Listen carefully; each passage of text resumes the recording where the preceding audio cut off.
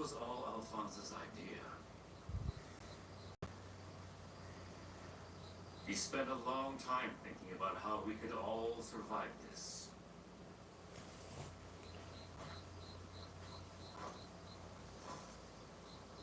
Al.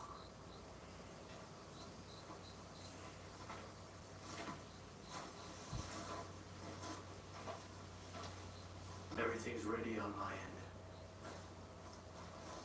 The flip circle, right? There are several routes that head to the underground in the center. We should split up. Now, while Alphonse has the most dangerous of his minions occupied, we gotta take down the boss. Who put you in charge here? Al! We're heading out. Knock out that underground. I'm not watching this. I don't understand this movie, so I'm gonna change it to something else. That show sucked. That show sucked. That was okay, but yeah, I'm just gonna do this for a little bit, have a little bit of fun. That's about all we're doing right now. We're just having a little bit of fun, doing a stream for the fun of it.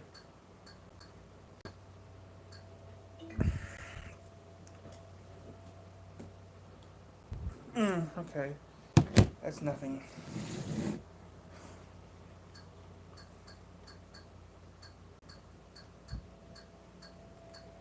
Ooh. How it's made. An airbending machine called a press brake. Nah.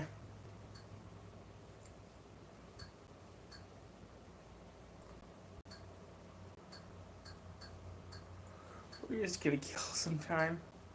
More weak. Oh wow.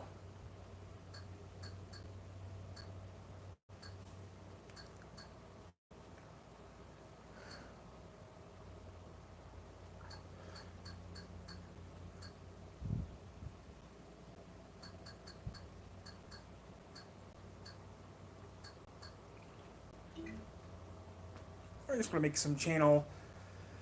I was going to YouTube, make some YouTube videos. I'm doing right now, but yeah.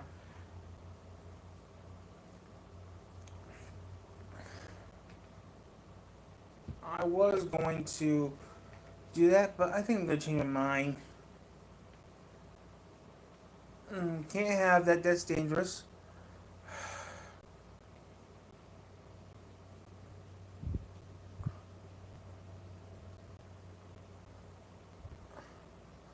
OCPR.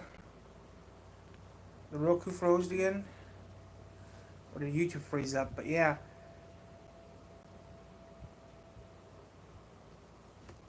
I love being a YouTuber, it's fun.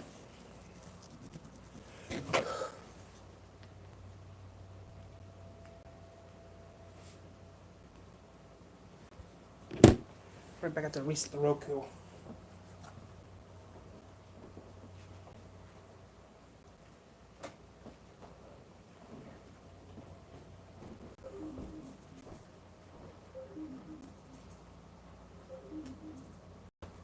What's that on my YouTube channel?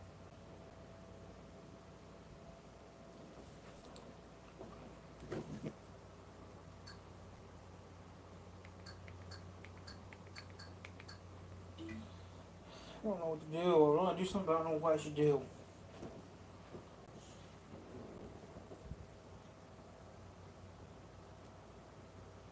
Movies.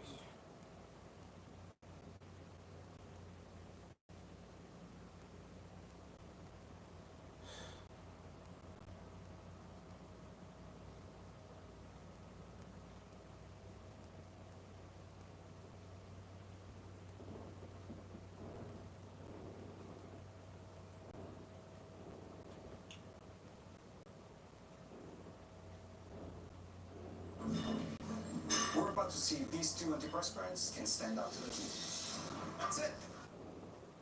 Red, the big sweet fire truck in the Cars movie, is a fan favorite in the Cars universe. His shy and introverted persona brings a sort of calm to the much more chaotic habitants of Radiator Springs. For most of his time on the screen, he's either watering the town's flowers, hosing down folks, or is being brought to his emotions by McQueen. But what is most interesting about Red is the fact that he's never said a word, at least not explicitly. The most audible Red gets are the certain sounds he makes from time to time, but that's really all we get. So why exactly have we never heard Red speak? To start off, there's a somewhat popular theory in fandom groups that Red is being mute and quiet in all his scenes is a tribute to Joe Rand. For those of you I've heard that one already.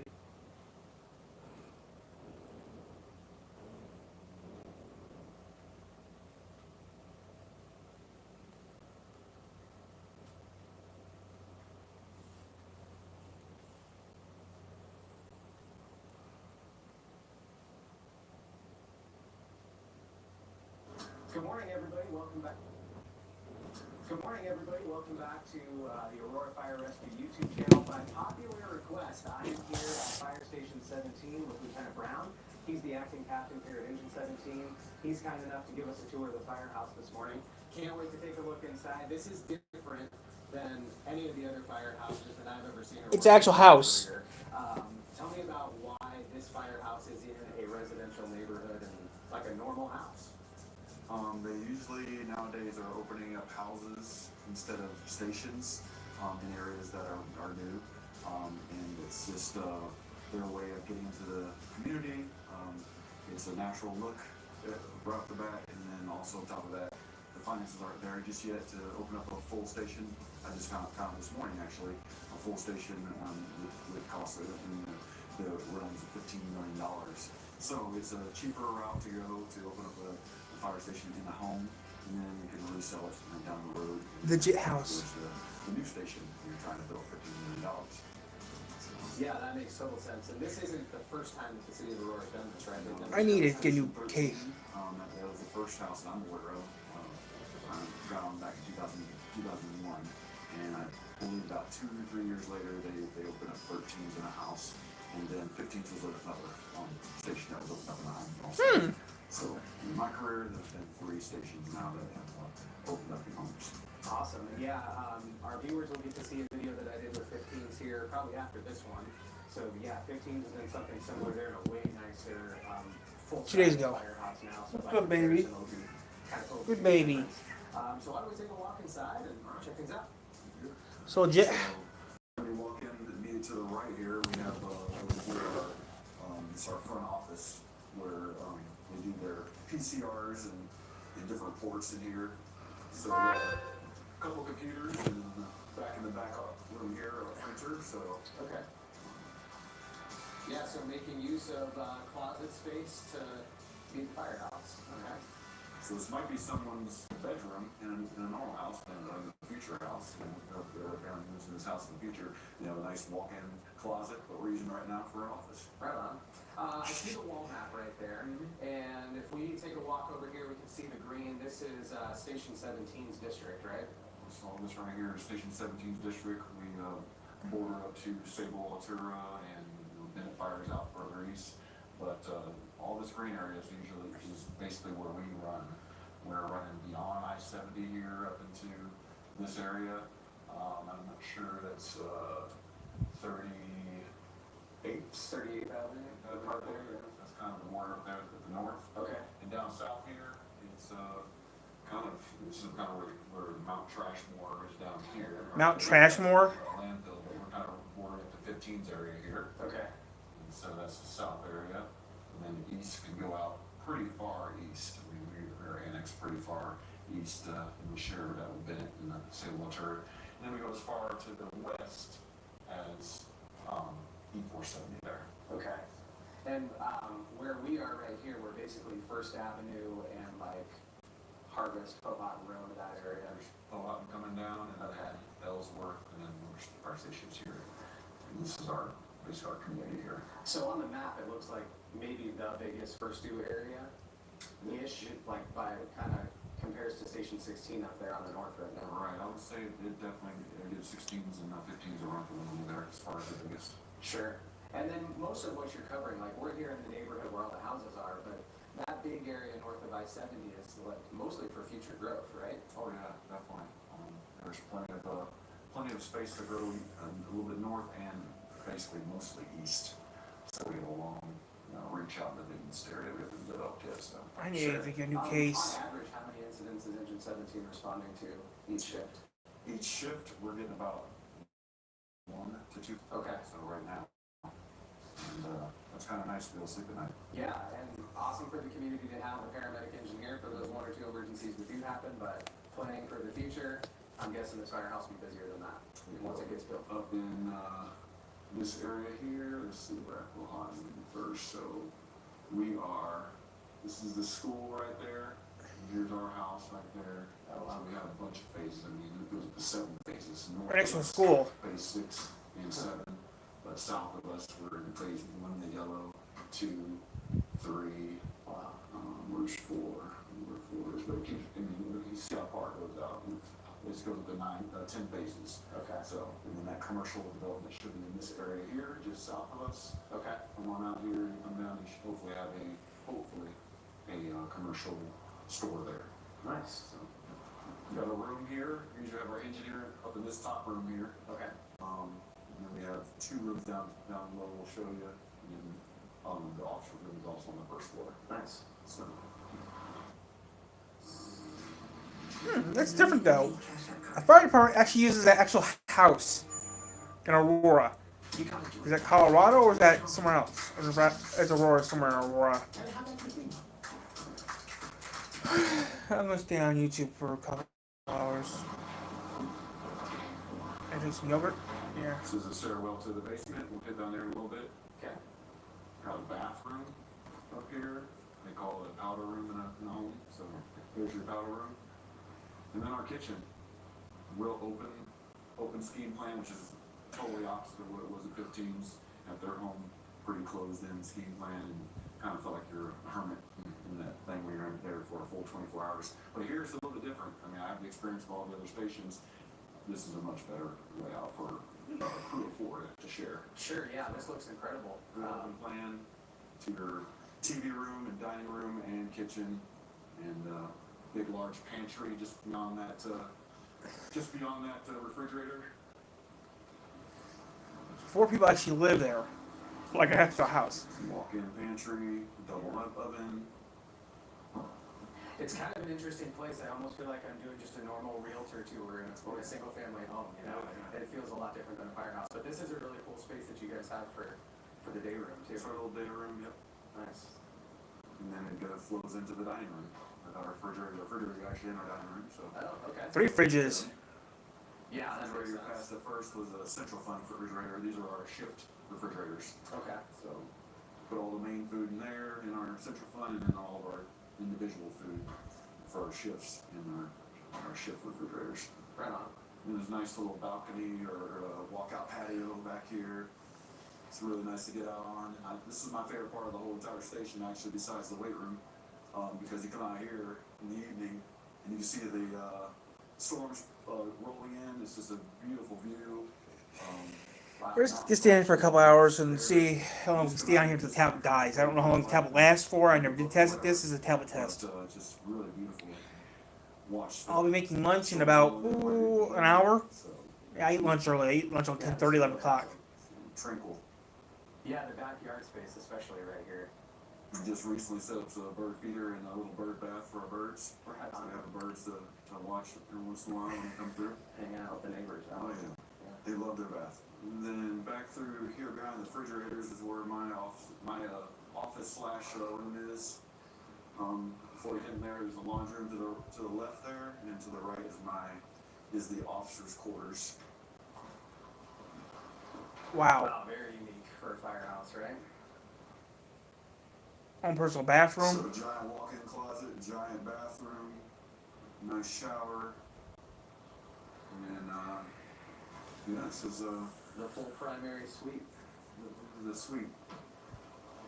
That is pretty cool. Computers, a TV. Our dry erase board's never a dull moment around here. We're just like other stations. We have a lot of projects going on that we're trying to get approval for and get things in. So we have, as you can see, our board is busy. So we're our station's not busy. So as far as in aspects of taking care of the station, it takes a lot to take care of the station. So Yeah, I can imagine. we're gonna head down in the basement. I wish I could do something like this. I couldn't. It's So just directly to your right, my left, is our workout room. Okay. So it's one of the bigger weight rooms in the department, for being housed in a house on top of that's big. So it's unfinished area here. Finished. What we just came through was finished, but this is unfinished. And it's got all we need in here. Kind of use part of the basement for extra storage for different things we aren't using any longer. And then we have an extra smaller, like, made up makeshift room for a couple of crew members that come in from a long distance and they might stay overnight. So they come in and I made extra beds for them, so they kind of made up their own little cordoned off room there. So sure. So we got a room to the right, a room to the left. I'll see if I can peek in this one here. Sure. And then we got a bathroom to share between them. Nice.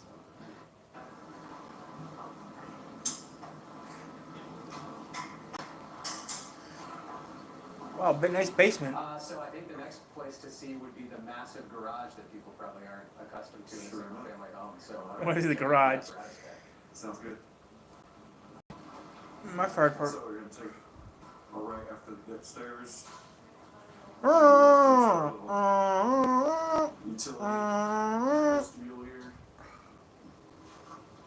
And then out to the bay.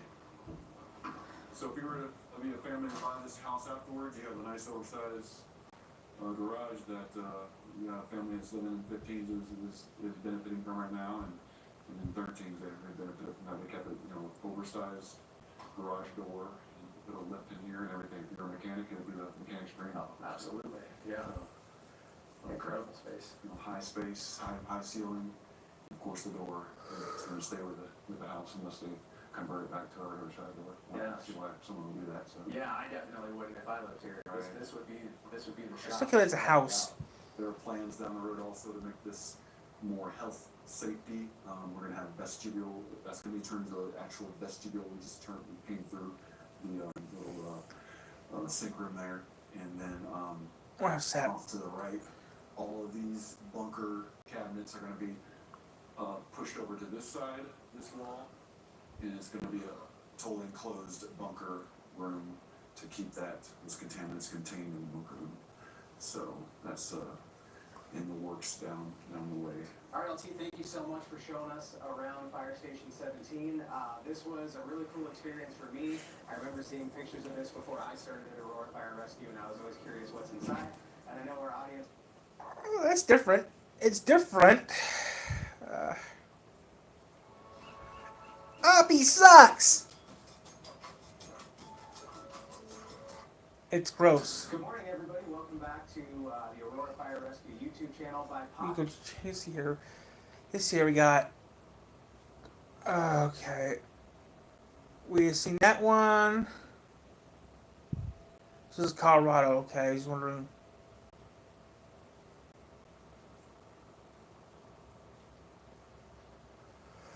Okay, so it's Aurora, Colorado, where Benny used to live. Popular request. Come to Three Rivers. See our stations. See our 2 stations.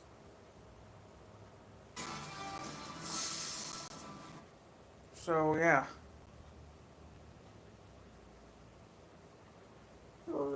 So my first 2 YouTube videos were pretty big and important topics, so I figured my third one should be as well. Now I cover a lot of mysteries on my TikTok, but one of my I don't favorite things talk to to do YouTube. is GTA in real life, the locations that GTA is based on. And the most interesting one of them all is the Alamo Sea.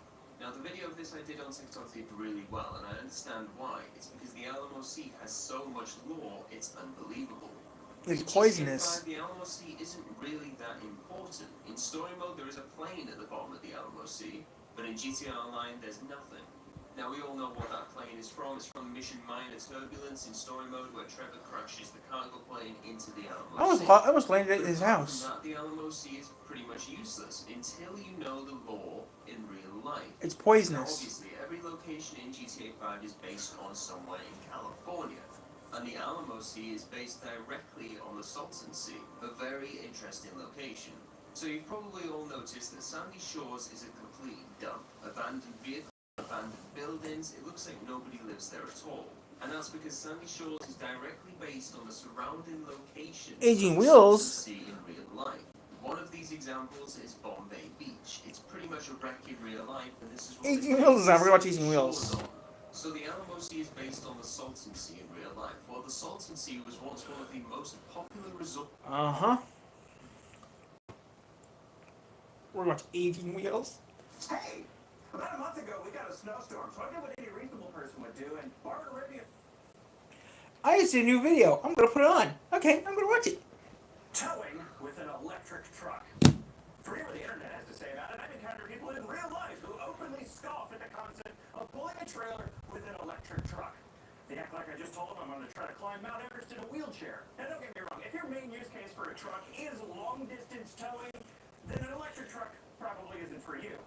But I can do it occasionally. It's not some big joke. Hooking a trailer on the back of an electric truck doesn't magically drop its range down to 50 miles. Well, unless you have standard range lightning. And that's especially true with the Silverado EV. If the Silverado EV is like other electric trucks, it's... I'll be back in a minute, guys. I'm gonna get something.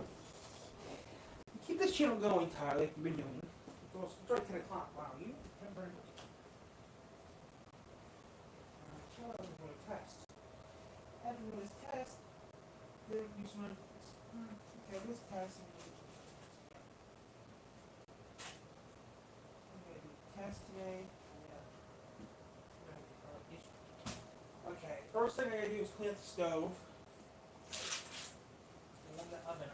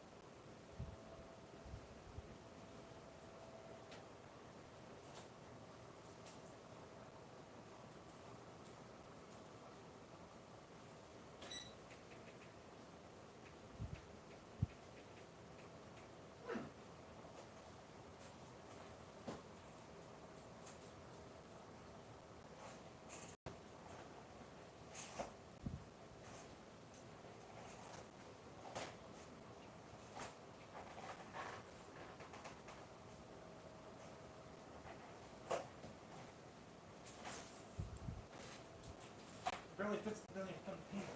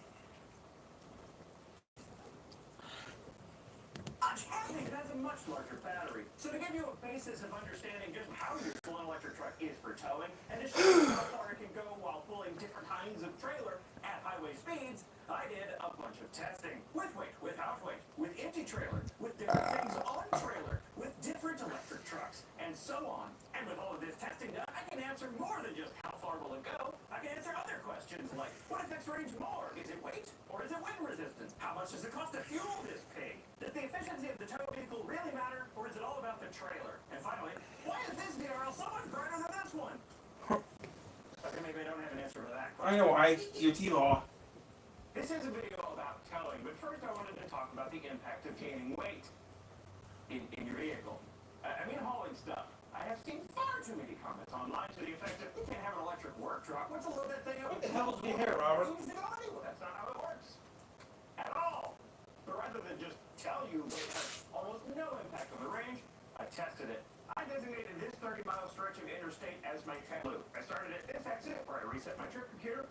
Then I drove at a constant 75 miles an hour until I reached this exit where I turned around and came back at a constant 75 miles an hour until I reached the start point, which is a way too wordy way of saying I did a 60-mile test loop at 75 miles an hour. In fact, I did all the tests in this video on this same loop at 75 miles an hour, similar to how out-of-spec does it. We'll set cruise to 75. This route is not, in fact, it's fairly hilly, but at least I know the start and end point are at the same elevation because they're the same point. I drove this test loop twice in the Silverado empty. Nothing in the bed and the tonneau cover closed. And then I did 2 runs of the test loop with some weight in the bed. What did I use for weight? Well, I wanted to max out the Silverado's payload. This route isn't flat. In fact, it's fairly hilly, but at least I know the start and end point are at the same elevation because they're the same point. I drove this test loop twice in the Silverado empty. Nothing in the bed and the tonneau cover Wiggle license closed. plate, that's neat.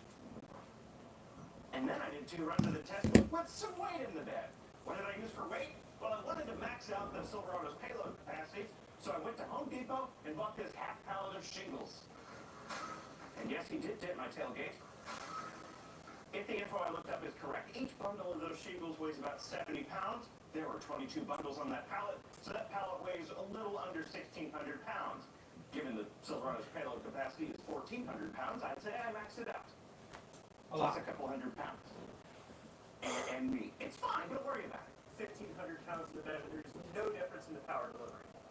There is a difference in the suspension field, but that's something different. Conveniently, the Silverado EV shows energy usage down to 1/10 of a kilowatt hour, and it separates that out into energy used for drive and energy used for climate control of the battery and cabin.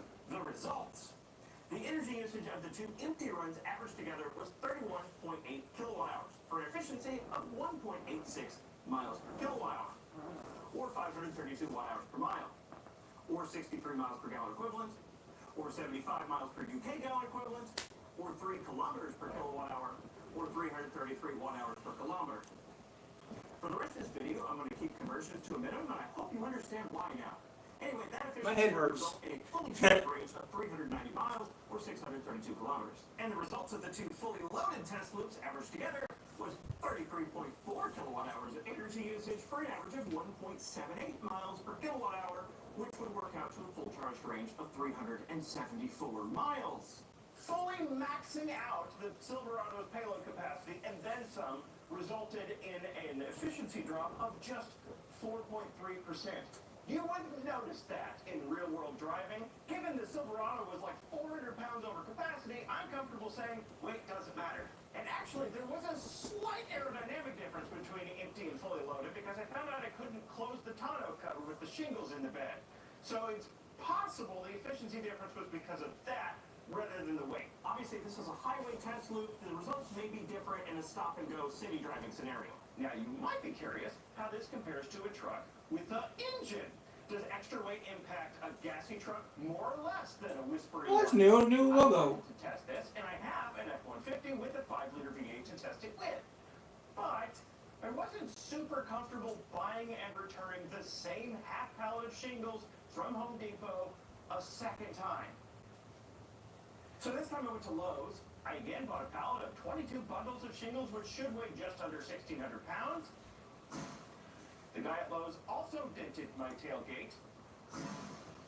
I don't actually know what the payload capacity of the F-150 is, but I'm sure it's fine. Don't worry about it. I ran the same test loop at 75 miles an hour, but this time, for reasons that ended up not mattering, I repeated each test 3 times. Listen to that V8 struggle. First, I did the loop with the truck. 16.6 miles per gallon.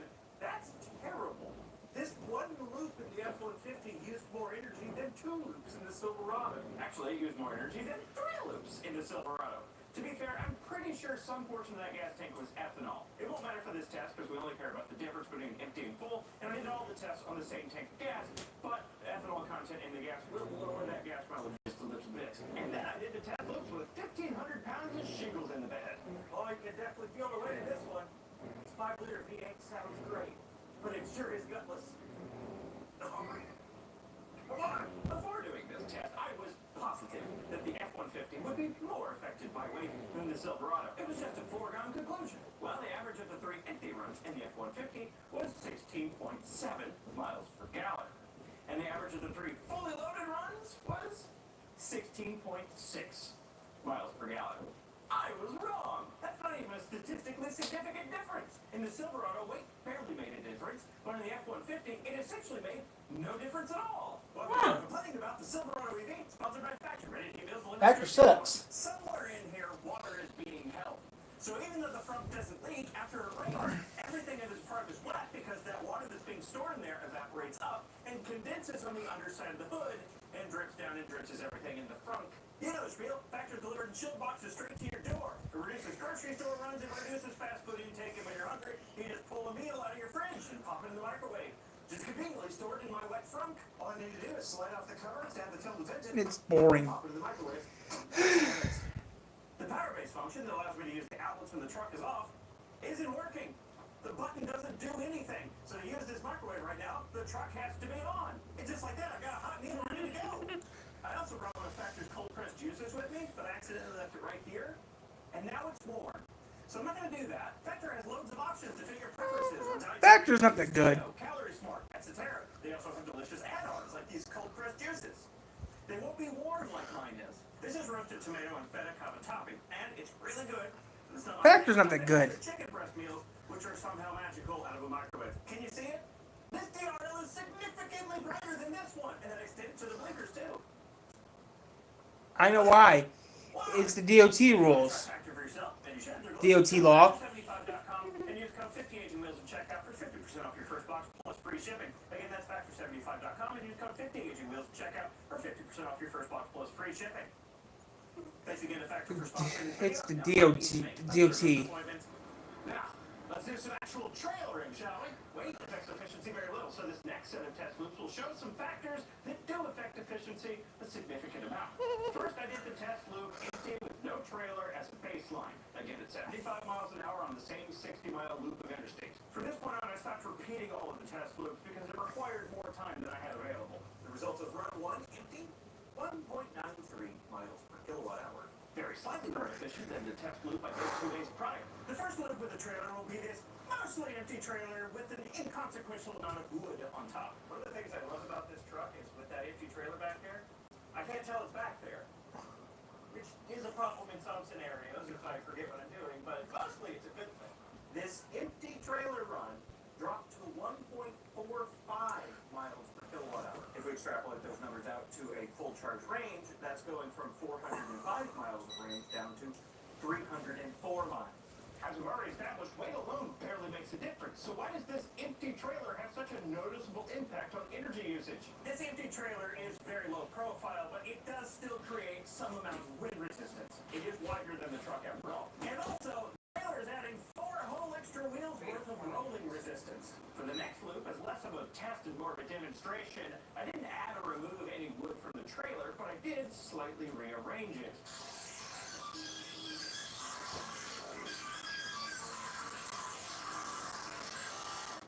Again, no more or less wood, just slightly rearranged.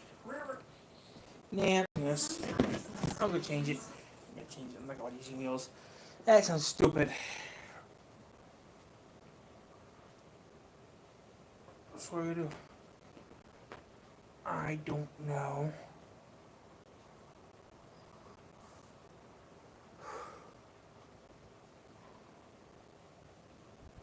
Ah, the life of luxury in Los Angeles. Ranking over. The life of luxury in Los Angeles. Okay. Penthouse views, rooftop pools, and the finest interiors that money can buy. But not every home in GTA 5 screams success. Located in Grapeseed, this small single-family home is the pinnacle of rural retail living. But then again, they also say that this house is all about location, location, location. My house is in So Sandy. whether you're living a high life or you're still stuck in a shoebox, it's I'm living in time to St. find out which George. home truly deserves all of El Rubio's hard-earned cash. Now, some of you might be worried about budget, but I'll stay in Sandy. because beggars can be That's where I live. choosers with this waterfront property in Sandy Shores. I live there. Being another low-end property, it's important to mention that every low-end apartment has an identical interior with spotless kitchens, new carpets, furnished bedrooms, and modern bathroom vanities. But in all seriousness, it also means they have the same shitty view of a distant, low-rendered Mount Chiliad with no detail. However, Oh. this angle doesn't make any sense for this particular home. Having the Oh, no. much nicer house in I thought today's Monday, isn't it? Isn't today Monday? Everyone's going on. Everyone's doing videos today, which is not like them. I wonder what happened, Ben. Did your father die? Or are you done doing audio archives? Okay, guys, we're gonna watch audio archives right now. Because something must have happened because he's doing a video today. He doesn't do videos today. He usually does videos on Thursdays.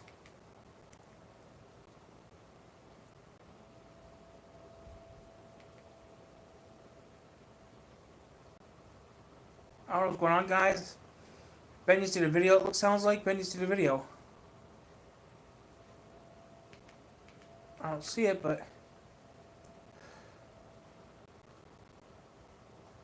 he just did a video and I don't see it. Hope everything's okay.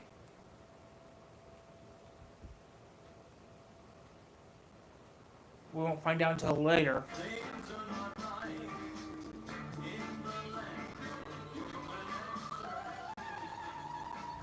Go to the channel.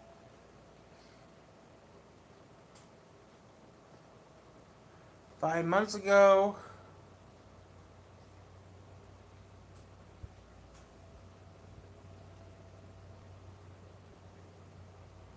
Oh, here we go.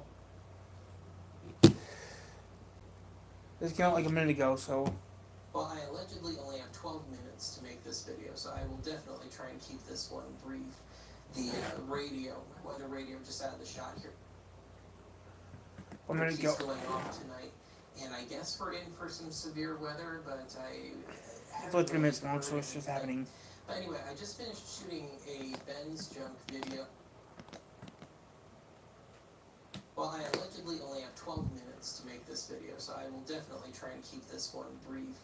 The radio, weather radio just out of the shot here, keeps going off tonight, and I guess we're in for some severe weather, but I haven't really heard anything. But anyway, I just... As the weather service correctly, a thunderstorm did roll through about 10 minutes after this. Nothing too serious.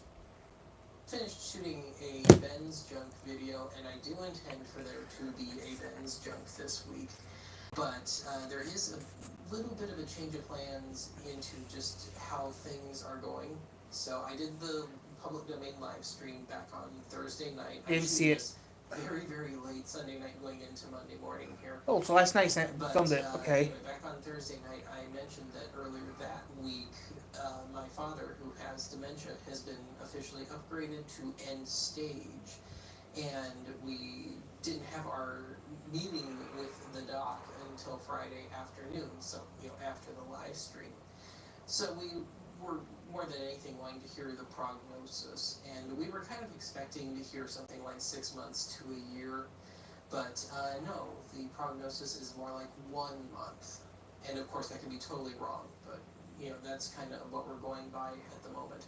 So anyway, it's forced a bit of a change of plans on the part of Mom and I, so now I guess we need to be really starting to try and get the funeral plans and stuff together here.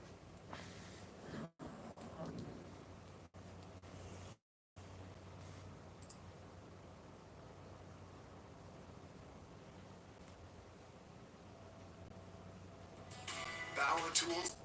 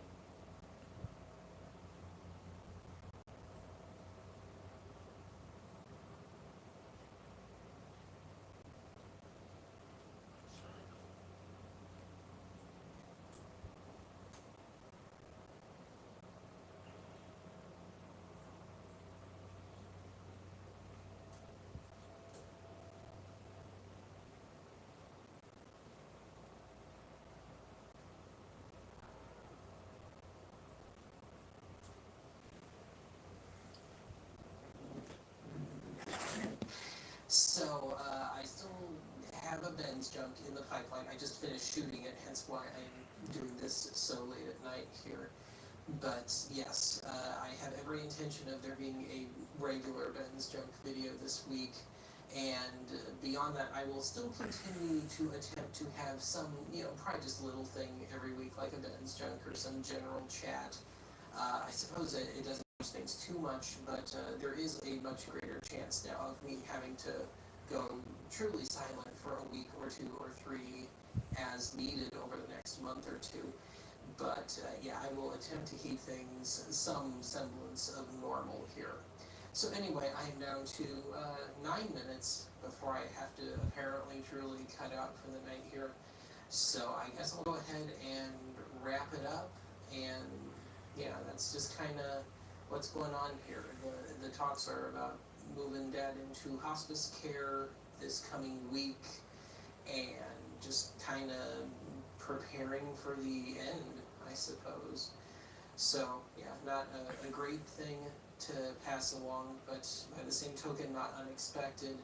And in a totally perverse way, there's a certain relief to it for me in that I know what to shoot for. Now, I know what I need to do, and I do feel like in a totally selfish way that there is some resolution coming. But yeah, things are truly changing very, very rapidly right now, but I will attempt to stay the course here, and I'll give little updates from the Archive Land News Center here as this is kind of devolving into. But anyway, yes, I will talk to you again soon. That sucks, Ben. That really sucks. Okay, Ben's up a creek without a paddle. His father is about ready to go. That sucks for you. That sucks, Ben. I know how you feel. Your father's about ready to go.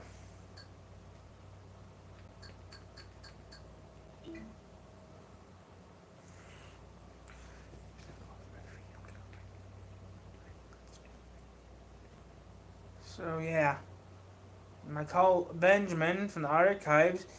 I bet is going. I mean, he's hiding it, but he's in pain. I can tell you right now, he's in a lot of pain. It's Wayfair's biggest sale of the season. Save up to 80% off everything home during Wayfair's Black Friday and July sale. Here are our favorite stories about old things that still work. That alarm clock, it was stuck in the walls of a Pittsburgh family's home for more than a decade. It went off every night, like clockwork, naturally, at 7:50 p.m. We know that it's right about here. So it's right about here.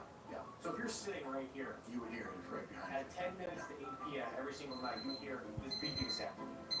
Jerry and Sylvia Lynn tried to make the best of it. Why haven't you had it removed all these years? No need to. It's fun. It's a great conversation piece when people come. How did the clock find its way to the wall in the first place? Jerry wanted to install some TV cables, and, well, Examination Stephen Fabian explains. Jerry tied the alarm clock to a string, and his plan was to drop it down this air duct so the alarm would go off and the sound would let him know where to drill a hole, except the string broke. All of a sudden, the string went loose and I heard it go thunk.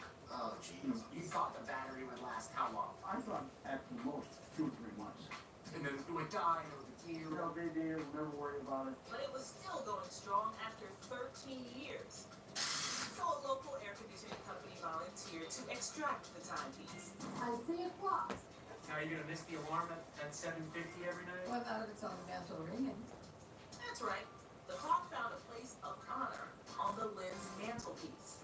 You guys really love this clock. Yeah, we do. What's got to be part of us? And check out this bulb. Becky Travaglini of Pennsylvania says the bulb in her basement has been working for almost 40 years. This is your magic light bulb? Tell me about it. I need to get the clippers because my nails are very long.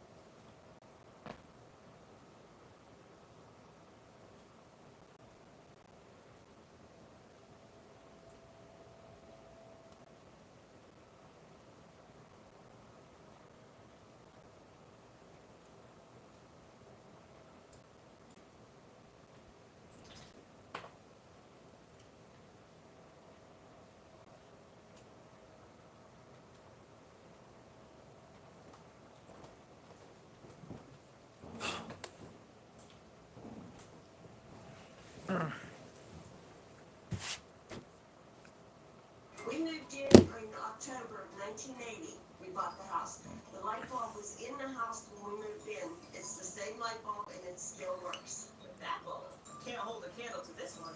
It's been going since the beginning of the century. The 20th century. It's been burning continuously since 1901. This bulb at the Livermore Fire Department in California has been on for 1 million hours. William McKinley was president when it got turned on. Tom Bramall, a retired deputy fire chief at the Livermore Fire Department, supervises the bulb. You're not allowed to touch it, by the way. We don't even dust it off. Perhaps the bulb's American craftsmanship has something to do with its staying power. It was made in Shelby, Ohio. I suspect that this light bulb will continually burn another 100 years. This stove is a century old, but it can still do its thing. I've been cooking on it since the day I got it. The appliance was built by GE around 1924. Calvin Coolidge was president. Babe Ruth was swatting home runs for the Yankees. It was one of the first stoves that used electric power. The original ad for the stove describes it as, quote, the electric made for the modern mother. Long Islanders Joanne and Marcus bought the stove used for $100 back in 1979. Jimmy Carter was president then, and Reggie Jackson was swinging homers for the Yankees. The couple showed Inside Edition's Allison Hall all of its features. Did you ever think that it was going to last you this long? No. It just kept on working. By the way, Joanne and Marcus also have a working refrigerator from 1930. So working since the 30s, and we've been using it regularly since we've had it. You must have some pretty lucky appliances. Yes.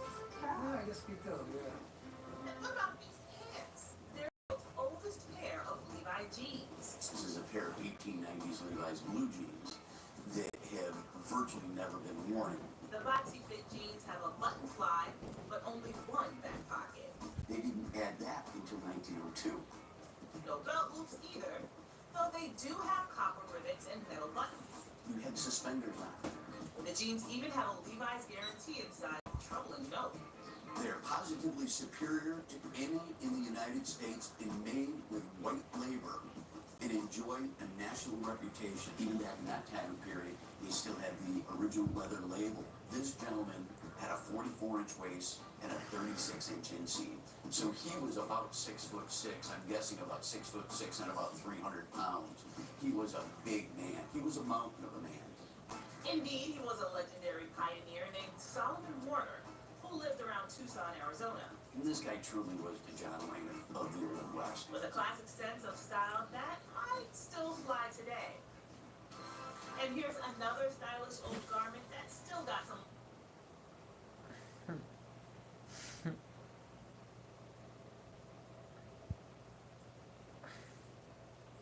Hello. The Western Electric model. What's up? Yes, down here killing time, you know. Every letter, to get where it's going, requires the address, obviously, but also a mysterious string of characters called a postcode. But if there's an address already, what's the point of the postcode exactly? Isn't this just like the address again? Kind of yes, but also no, because there's two answers to why this is also that. Yeah, we have. Yeah, well, nothing. He's doing a tablet test. That's all I'm doing now. Showing the tablet on the.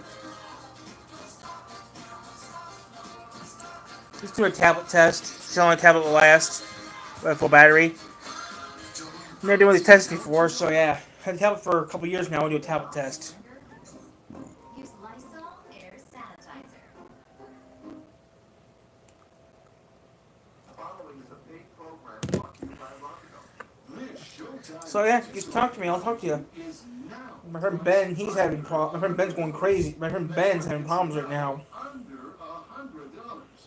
Order it in black or order it in white. Friend Ben, he's going through something that is bad. Which I know how he feels. Delicious rotisserie chicken.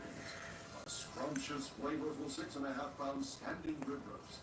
A dozen tasty. Sometimes not even killing time, you know.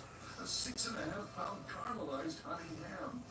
3 extra thick, healthy salmon steaks. A 6 Oh, that's so. This is at least pushing. This is pushing 30 years ago. tender This is pushing 25, 30 years. This is pushing over 30 years ago. No, it isn't. It's 25 years ago, at least. I watched some old infomercials from the early 90s, early 2000s. Freshly caught whole trout, 4 half-pound juicy hamburgers, 3 naturally flavored rock Cornish game hens, and everybody's favorite baby back ribs. Set it and forget it. Set it and forget it. You just set it and forget it. Set it and you forget about it. You just set it and then forget it. You just set it and forget it. Set it and forget about it. You set it and forget it. Oh, the her. We are talking about the I don't like her. rotisserie and barbecue. And let me introduce the inventor himself, Ron Popeil.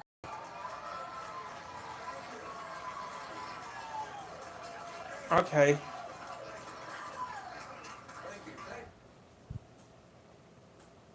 The story of America is full of the stories So of yeah, he's having self-made fun. men. The airwaves of America are full of infomercials. Okay. Could there be a connection? Leave it to our Bill Geist to find out. This is Ron Popeil. Infomercial. Was. Doing what he loves most. Oh, so fun. Not fishing. No one catches fish in a swimming pool. I got one. I got one. Ron Popeil loves demonstrating products. Here is the Popeil Pocket Fisherman. Look at that action on the water, huh? In his swimming pool in Beverly Hills, a long, long way from his humble beginnings almost half a century ago. And I'm going to demonstrate for you the world's fastest and largest household choppers. Wow. Well, he died a few years ago, didn't he? Yeah, old age, but still, I'm just trying to kill some time.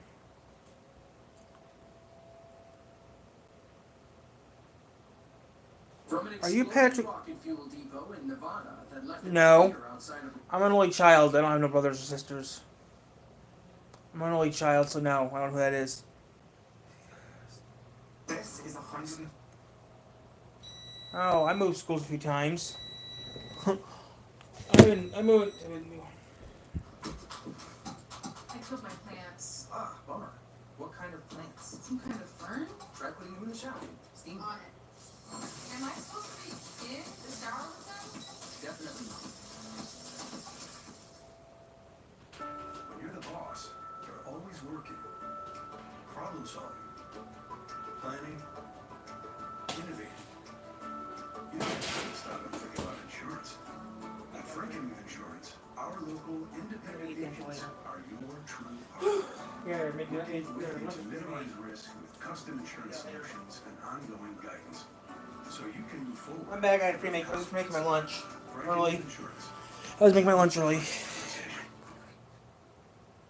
Nope. For many of us, the must-see TV tonight isn't just the game. I changed my last name, okay? My last name wasn't Milton, it was something else. So nope. $8 million for a 30-second spot. Whoa, I don't do that. Plenty of pressure to get noticed. And sometimes Good. David It's a good sized YouTube channel. Nobody likes onion. Hey, you know those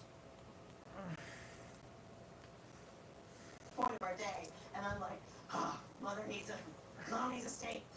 Comedian Stephanie Courtney has played Flo the Insurance Woman in 215 ads so far. She's helped turn Progressive into America's second largest car insurance. Wow. You are, by any measure, one of the most successful actors in the world. Oh. You've been on television nonstop for 16 years. Oh, yeah. Face Wow. recognition by the public, money, like every single way there is, you are at the top. Thanks. Oh, I'm not gonna. He's a good size. In my head, I'm like, what? What does it mean when you go out in public? Do people harass you, want selfies? No, not really. I mean, I'm sort of halfway to Flo right now, but normally I look like a sea hag. So I get a double life. She's come a long way since 2007. I was broke as a joke. I was auditioning. I was driving around LA, auditioning for every commercial, every show. Is it too much of a trope to say that you were a struggling actor? I think that would be a compliment. I would have aspired to be a struggling actor. And then I got the audition for Progressive. That first ad wasn't intended to be funny, but then came the ad lib that changed advertising history. So I remember the first actor, his line after I told him things, wow, you know, and he said, wow. And 24/7 live support, all at no extra charge. Wow. Wow. I'm like, wow. And then I was kind of shocked at how I screamed in this actor's face. You and said, I was like, wow. you. I know. I say it loud. Okay. And so that's the first clue about, like, who is she? How crazy can she get? Viewers loved Flo, and the commercial icon was born.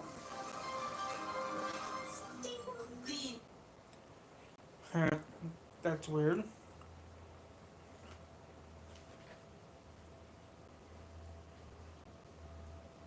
By now, I know you've heard about the big changes coming to the Miami 7 days ago. Ooh. All American seniors can apply to receive the 2025 food card worth Yeah, I'm supposed to be reading some books today. I'm gonna read some books later on today. Or tomorrow, depends on what the temperature is. By now, I know you've heard about the big changes coming to the Miami, Fort Lauderdale TV market. And as a streaming TV expert and someone who lives here myself, I've been digging into the 7 days details ago. and what this means for you. So here's what's going on. Local 10, the longtime ABC affiliate. So this is something out of Florida. By now, I know you've heard about the big changes coming to the Miami, Fort Lauderdale TV market. And as a street... Yeah, pee.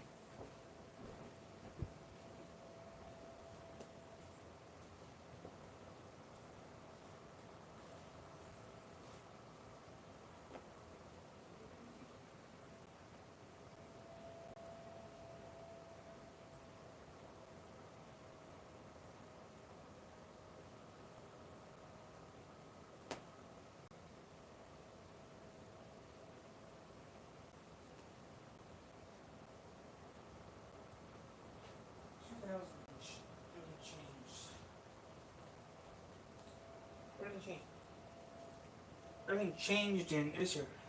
Everything changed. 95, actually. Me TV expert and someone who lives here myself. I've been digging into the details and what this means for you. So here's what's going on. Local 10, the longtime ABC affiliate, is parting ways with ABC, breaking up. And the owner of WSBN 7, Miami's Fox affiliate, has picked up the ABC rights. And now, a new station is launching, ABC Miami 18. So starting August 4th, 2025, if you want to watch ABC programming from Good Morning America to The Bachelor and live sports, including some Monday Night Football games, then you'll need to tune to ABC Miami 18, not Local 10. And if you watch over the air with an antenna, ABC...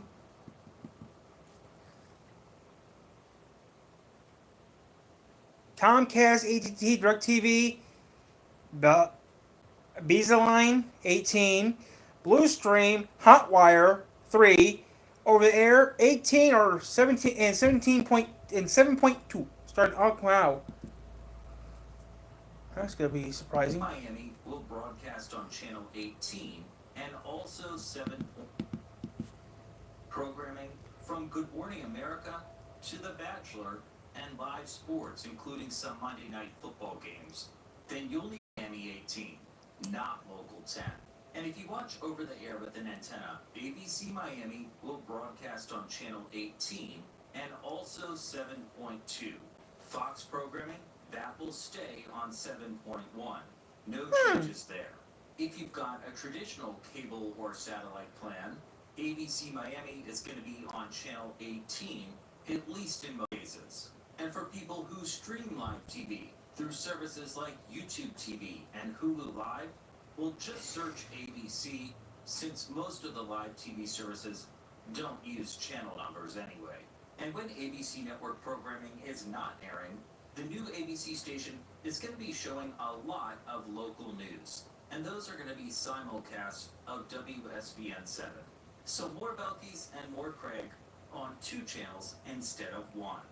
As for Local 10, it's going independent, so it won't have a network attached to it. The station already produces a lot of local news, and it's going to expand that as well as other locally produced programs. If you're using an antenna, Local 10 says you will need to rescan your channels around the time of the switch. Then you can continue to watch Local 10 on 10.1. MeTV and Heroes and Icons, they're staying on the same subchannels too. Now to something I think could cause a lot of confusion here. Even though ABC programming is moving to the new ABC Miami 18, Local 10 is holding on to the rights to a few syndicated shows, like Wheel of Fortune, Jeopardy, and Live with Kelly and Mark. These shows are not exclusive to any one network. They're sold individually in every market. Syndications. Local 10 warns on its website that it will not be carried on most major live TV streaming services after August 4th. It's possible that deals could be worked out over time, but as of this recording, if those shows matter to you and your live TV service doesn't have Local 10, you're going to have 2 main options. First, you can use an antenna. Yep. I live in the Fort Lauderdale area and use a $12 indoor antenna. I'll link below to a separate video about how to get started with an antenna. It's Ours is going quite fast. an inexpensive solution, but unfortunately, indoor antennas are not going to work in all cases. That brings me to the second option, and this is something new. For the first time ever, Wheel of Fortune and Jeopardy will be available to stream the next day on both Peacock and Hulu. That starts in the fall, so if you already subscribe to either of those services, it's another way to keep watching. And one other note, I reached out to my contacts at Xfinity. They confirmed that both Local 10 and the new ABC Miami 18 will be included in their channel lineups. And not just the traditional cable TV plans, but their streaming-focused sports and news TV plan that costs $70 a month. And what about the Local 10 Plus app? This is the app that Local 10 uses to stream its newscasts. But historically, it has not included any syndicated shows, like Jeopardy and Wheel of Fortune. I did reach out to Local 10, tried to get some clarity on this, but I did not get a response. Both Local 10 and ABC Miami 18, they've got help pages on their websites. One thing I noticed while reviewing them, though, they do a good job of talking about their station, but not the other station. So you probably need to visit both websites to get the full story. My name is Michael, and I've been helping people save money on streaming. I don't care.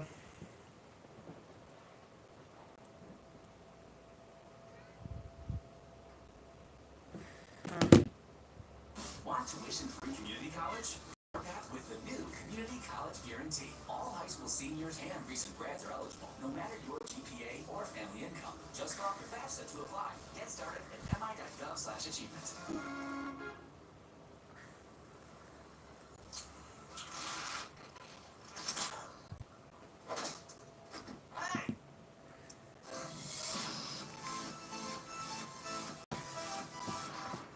Sixth year at it again. The Dundreary Regina Challenge. There's a lead right out of here. There's a cop right there. All right, you ready? Yep. All right. 3, 2, 1, go.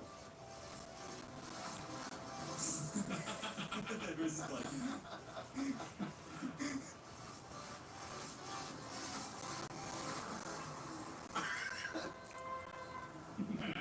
I get you pulled over. No, it won't. No, it won't. It did. What the fuck? Jackass. No one drives Reginas. No one drives Reginas.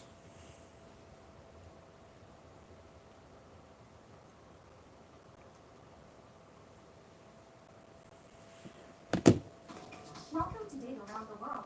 Today, we're taking a tasty trip through fast food from different countries. From local favorites to national icons, each place has its own flavor of cuisines. Grab a snack and let's explore how fast food looks around the world.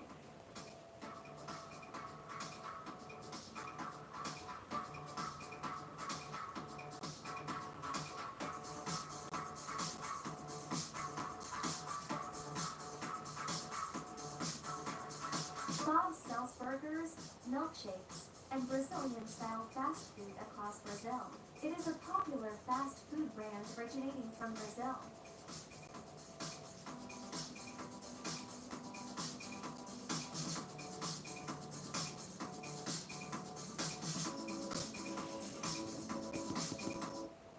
In Nigeria, there's a Mr. Biggs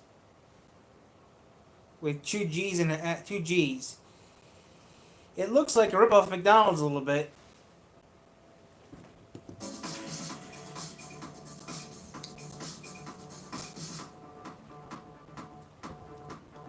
Never heard of it though. More sex? Yeah. Okay, have heard of Tim. Tim Hortons sells coffee, donuts, breakfast sandwiches, and baked goods across Canada. It is a well-known fast food brand originating from Canada. Heard of it, never been to it before.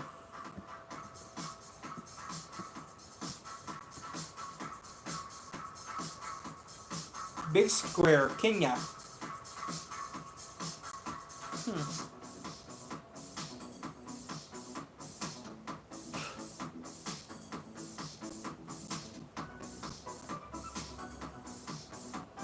Chili Ways sells chili hot spaghetti and sandwiches with a signature spicy sauce. It is a popular fast food brand originating from Jordan. None of these are American restaurants, which is surprising. None of these are American.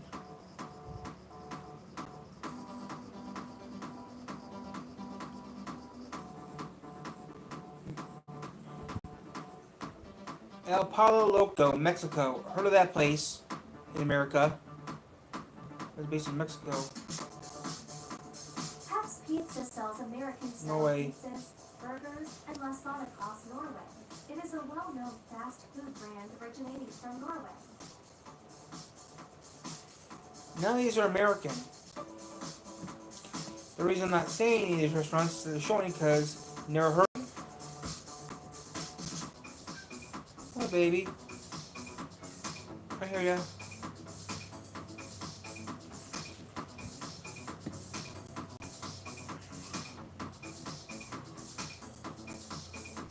Jubilee! Sells crispy fried chicken, burgers, spaghetti, and pies with a Filipino twist. It is a popular fast food brand originating from the Philippines. Heard of it. Heard of Jubilee. It's in Cali though. Not in Michigan.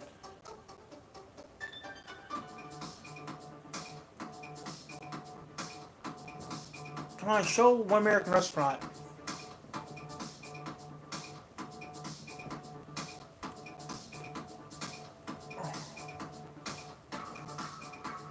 Telepizza sells pizza, salads, and other quick meals across hundreds of outlets in Spain and abroad. It is a well-known fast food brand originating from Spain. Yoko, Burma. YKKO, Burma. Never heard of it. Weird though.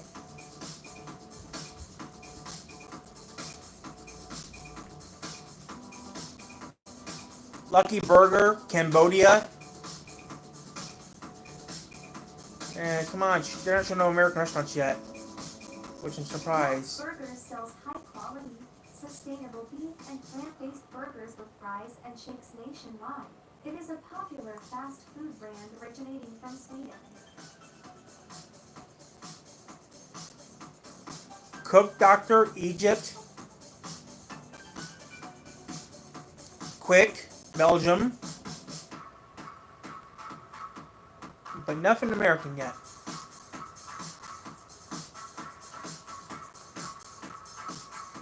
Fast Food 7.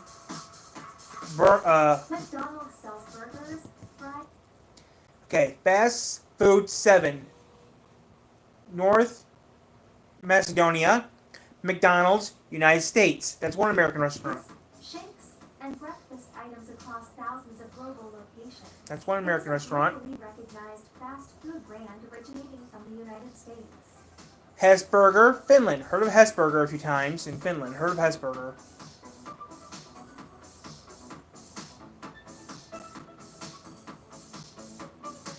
Thanks for watching Date Around the So like one restaurant we recognize.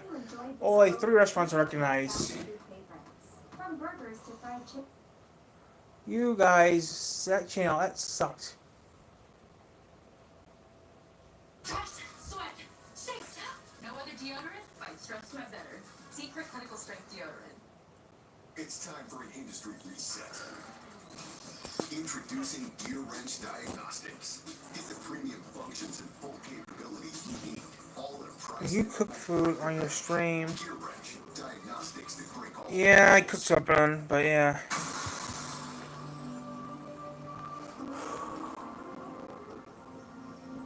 Pizza, but yeah.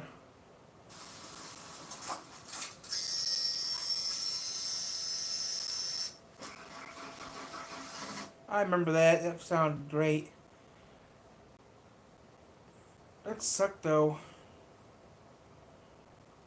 What you gonna do?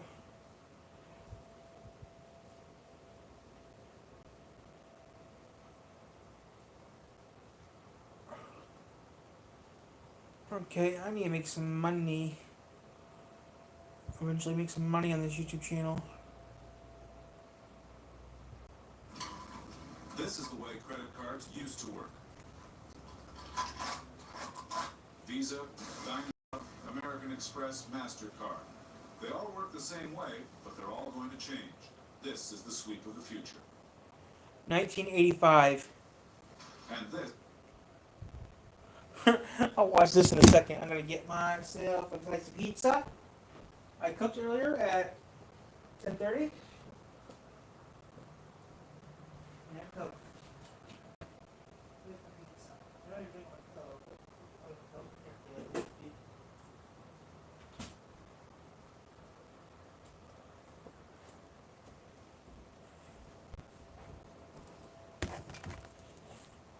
What had moon? What do you live in a small town here? What actually live there? Are you great? You know better. Your life is better. What do you live better? School? Okay, let's go on. What's the school like? Four? I think the cause of tire YouTube. You're a big YouTuber.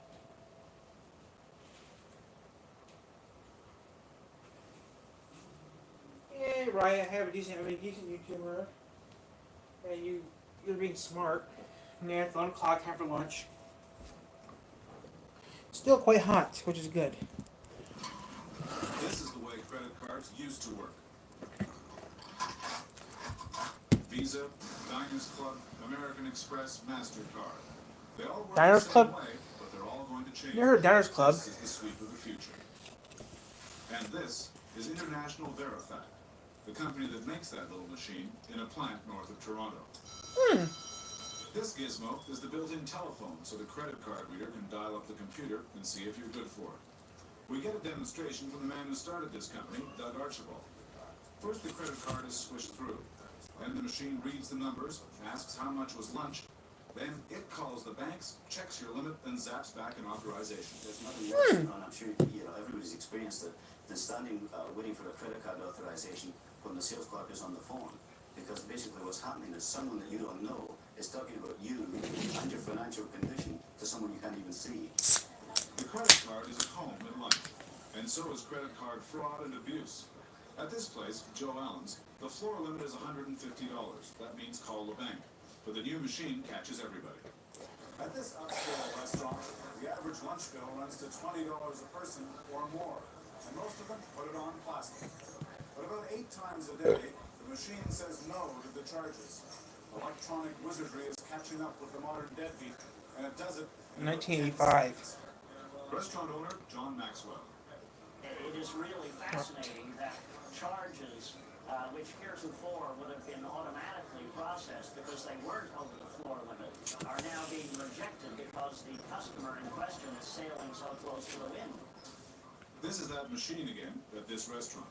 You won't believe what's going to happen. Anyway, the machine reads the card. This is the real thing. And the waitress does the paperwork while the computers chat with each other. But the machine comes back with, hold the card. Honest, we didn't stage this. Telephone call. Retain possession of the card. Call Scotiabank Authorization Center. So what do you want me to do then? Panic sets in.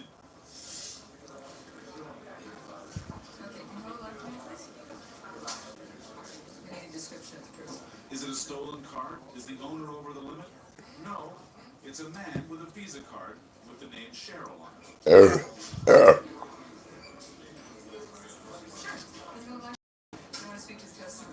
The man with the lunch bill arrives to explain to the bank that the card was switched at another restaurant last night. Just an honest mistake. But the machine caught it. The automatic teller machine is changing too. Most are operated by credit cards. Early next year, you'll be able to use a card from, say, the Royal Bank to make a withdrawal from the Bank of Commerce. At this machine in the United States, a Canadian bank card can be used to withdraw American cash. Handy for traveling. Huh. And there are new machines. And this is from the CBC from '85. Oh, that's neat. The object is to get these in the lobby and tellers off the payroll. That means keep it simple, as Philips executive Ian Burns explains. Okay, basically, you put the card in, swipe it down here, key in your personal identification number, and then press the dollar amount you wish to withdraw. Simplistic process. Lift up your cash, and away you go to the races. This machine not only saves work, it saves stamps. In goes the card, and up comes a number of services. One of them is printing out your bank statement. Coming soon to banks near you. This is a smart card, and it's the future. That gold seal actually covers a tiny computer that remembers everything, how much money you've spent, how much you have left. John Elliott of MasterCard in New York explains just how powerful the smart card is. This is an example of what it would look like if you could peel away the back of our existing card, the card with the chip in it. How powerful the smart card is. That gold seal actually...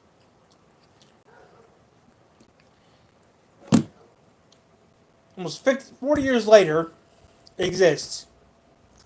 The credit card has that. It has a chip, so that's recently. Yeah, so we started putting those chips in our cards a couple years ago, so that's pretty funny.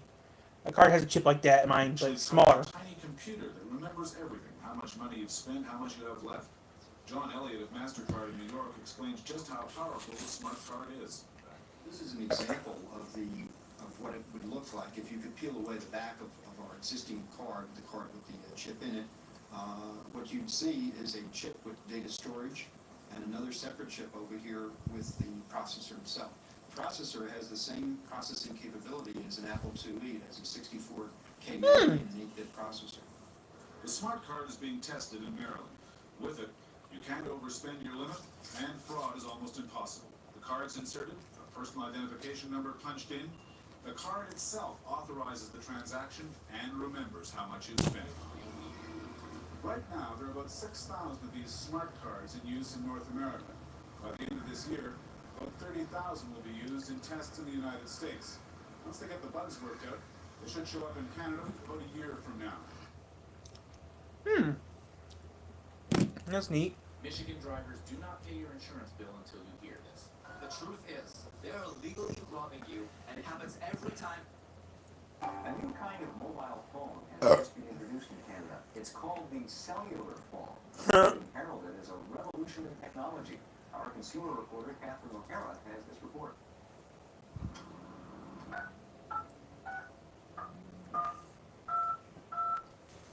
Cellular telephones have the newest technology to use radio waves for communication, and they're miles ahead of the standard mobile or wireless phone.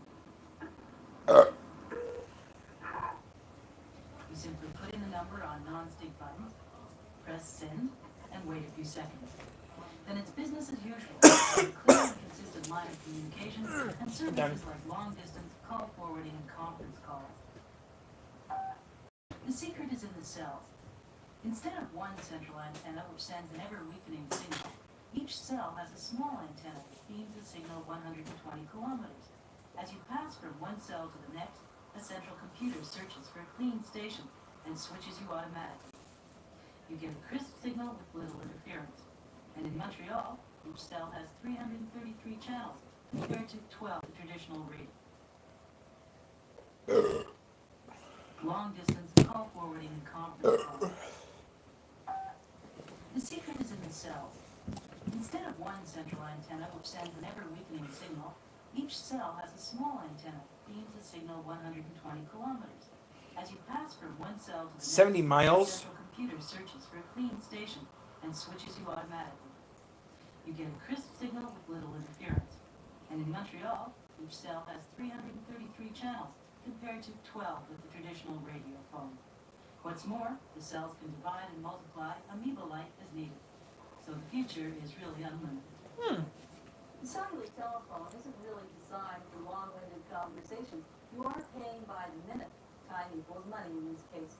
In the States, where the average business person talks about 125 minutes a month, they've even come to the point where some answer the phone by saying, I'm talking to you on a cellular phone, which basically means stick to the facts, man. Cellular phones are still expensive. Apart from the airtime, you pay a basic monthly service charge of around $15. But by far, the single largest expense is the hardware. You can lease a cellular phone set, but you won't be able to buy one for less than $2,500. That's for a mobile model. The phone runs on your car's electrical system with an encyclopedia-sized transducer in the trunk. The antenna can glue onto your rear window, and a speaker attachment is available for your visor if you don't like the idea of driving with one hand on a phone. There are only two companies offering this service at the moment: Bell Cellular, an offspring of Bell Canada, and Cantel, a communications group. Cantel features a one-stop service center where cellular phones are sold, serviced, and installed. Installation usually costs about $150, $250 if you have a Mercedes or another European car. For people constantly on the move, the completely portable phone will come in handy. Back in, guys, I gotta get compared to the curve.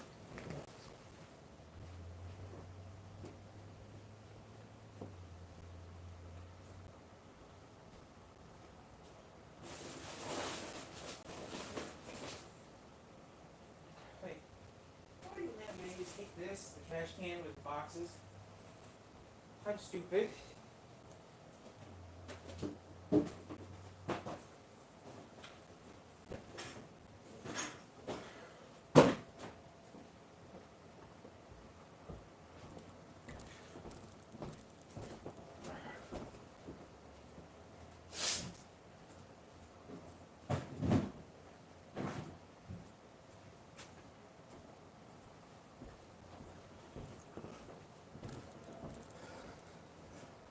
Outside?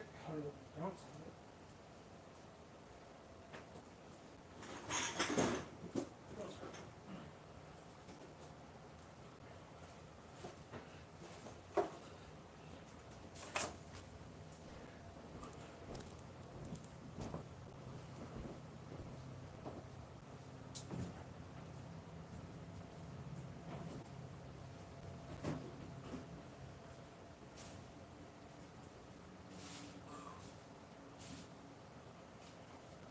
Clever.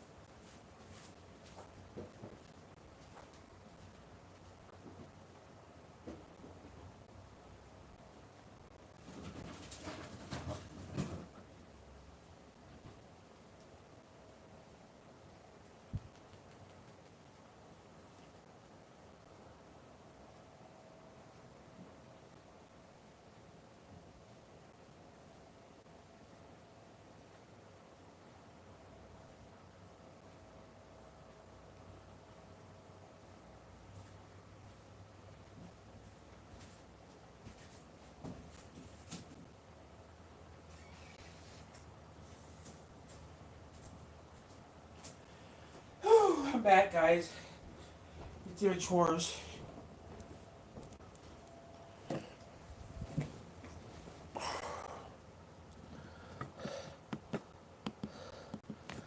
And Cantel Communications Group. Cantel features a one-stop service center where cellular phones are sold, serviced, and installed. Installation usually costs about $150, $250 if you have a Mercedes or another European car. For people constantly on the move, the completely portable Because phone Mercedes comes in handy. It costs about $6,000, but it can transmit. It costs more. It costs $250 if you own a Mercedes or any other European car, because electrical systems are different. That's why. Cantel features a one-stop service center where cellular phones are sold, serviced, and installed. Installation usually costs about $150, $250 if you have a Mercedes or another European car. For people constantly on the move, the completely portable phone will come in handy. It costs about $6,000, but it can transmit for up to half an hour over an 8-hour period without recharging. Hi, how are you doing? The third type of cellular phone is known as transportable. This model is a Scandinavian design and can be disconnected from the dash, rejigged, and carried wherever you go for around $3,000. Cellular phone service for the next few months anyway will be limited to the Quebec and Ontario region. But come next spring, you can expect links between Vancouver and Victoria. After that, Edmonton and Calgary come online. In a few years down the road, you can expect the Trans-Canada Highway to become a cellular route. At that point in time, any business person who remains out of touch will simply be out of line. For Midday, I'm Catherine O'Hara. Oh no. Hello? How did you find me out of here? You like fishing? That's funny. Okay, an old cell phone and a good old, yeah. It's just so weird how.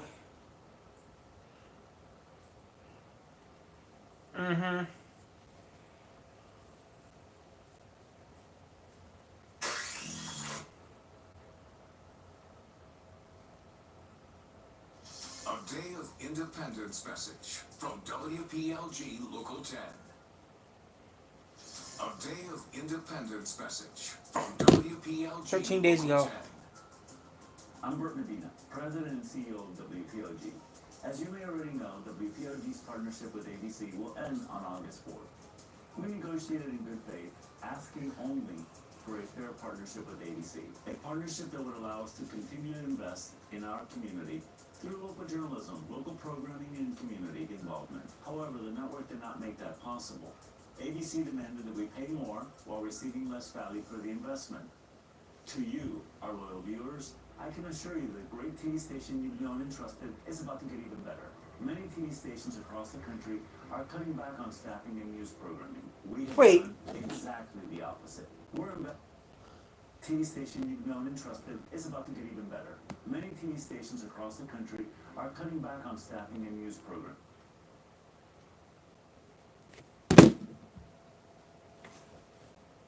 Why on earth would you show Fox 17 WXMI television?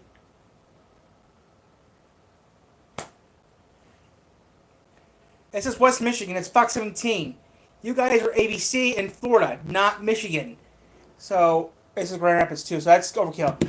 Fox 17 TV station, unrats layoffs. That did not happen. You idiot. To you, our loyal viewers, I can assure you Fox 17 did not do that. you've known and trusted is about to get even better. Many TV stations across the country are cutting back on staffing and news programming.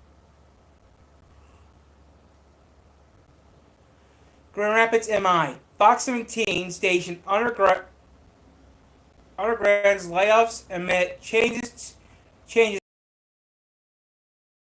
You guys are showing WXMI television. That's a little risky since you guys are technically ABC and you guys are also now independent and you guys are in Florida, not Michigan. We have done exactly the opposite. We're investing in local news, weather, and sports, as well as locally produced programming.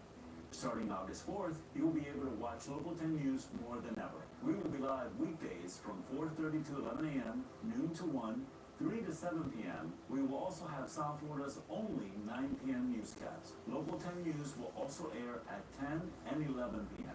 On the weekends, we will air news from 5 to 11 a.m., 5 to 7 p.m., and from 9 to 11:30 p.m. Sports Saturday and Sunday will air live at 9:30 and 11:30 p.m. Of course, Wheel of Fortune and Jeopardy will continue to air at 7 p.m., and Live with Kelly and Mark will air at 11 a.m. For more information on our schedule, go to local10.com. I like to tell you guys, don't mess with Fox and don't piss off. I like to give them a little piece of my mind. Through a local lens. Don't piss off WX. Grew up in South Florida. This is our home, and we care about this community. Yeah, why are you from Grand Rapids then? Thanks for your support. Join us on Independence Day, August 4th, 2025. Yeah, you're pissing off me now because you're a bad mouth. And save you money. Okay, I'm gonna watch that. For everyday messes. That's great. Day saved, money saved, juice.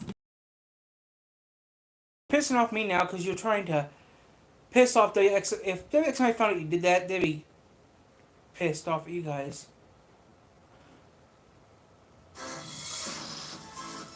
I'm gonna go to Donut Media. I want Donut Media to relax. You hate Donut Media. Yeah, but it's been 4 years since that truck. D.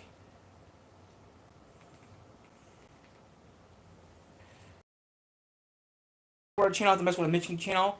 You don't like Fox Media. Not that much, but still, I wouldn't put them on the channel.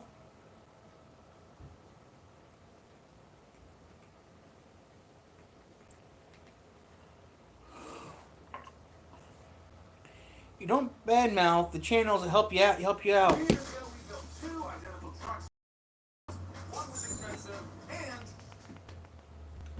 A few years ago, we built two identical trucks with one missing parts.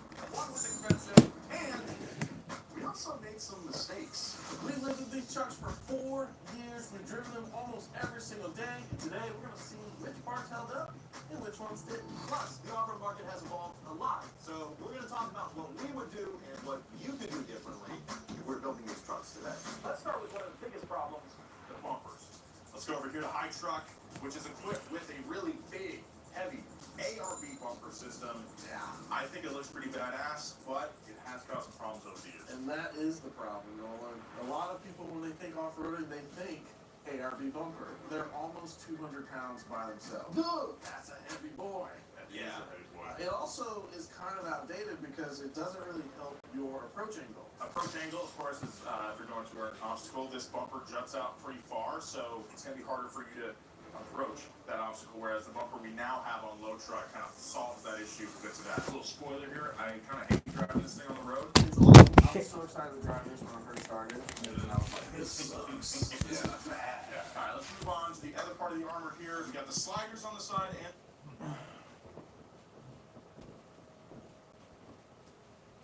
What's up, babies? I'm going to put the air back on a little bit. It's only 80 degrees, not that bad. It's only 80. Okay, it's not bad. At noon, I will get off this stuff at noon and do what I really need to do is start reading some books. So at noon, we're going to read some books at noon, and actually, I'm going to get off the stream at noon.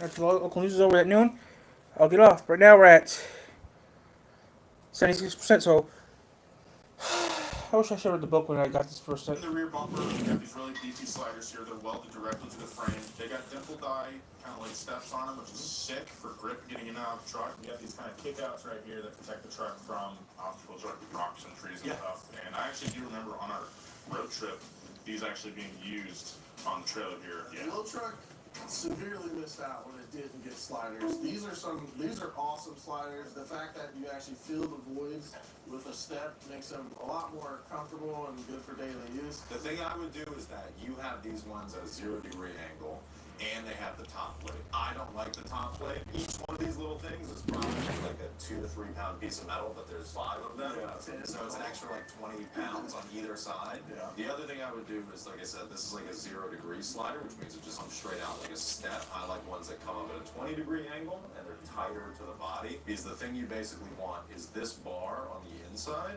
is what's supposed to slide over the top of a rock. Right.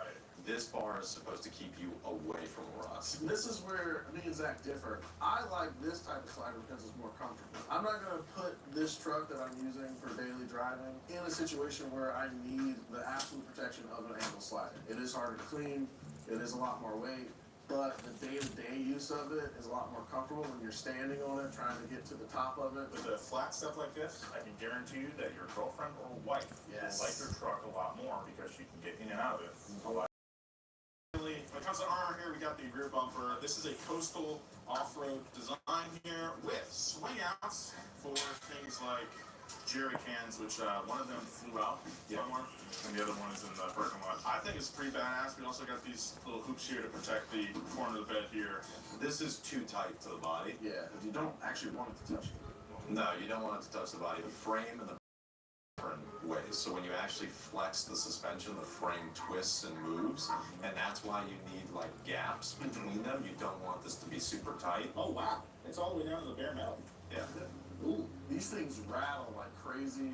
The latch mechanisms on them are super complicated. They're rusting. We did actually have these off for a long time, but it's because every time you gotta get in the back here, you gotta open these up, unlock this, open it up, swing it out the appropriate distance for the tailgate to come down, and it just kind of got to be a pain in the ass. So we've taken these off, and we do use these trucks for literally like every shoot that we do. Any video you see on our channel, these trucks were involved in some way. Something we can put tires in, wheels and tires in if we need to, get them mounted, or like Pelican cases full of camera gear. We just use these all the time. They're great. We actually still have a spare under the vehicle for some reason. We do? So that's even more weight. Oh my god. The other great thing about having a truck is that you can literally put the tire in the bed of the truck. Yeah. Overall, we've had some issues. The bumper came off on the trail that one time. We did fix that. It's welded in place now.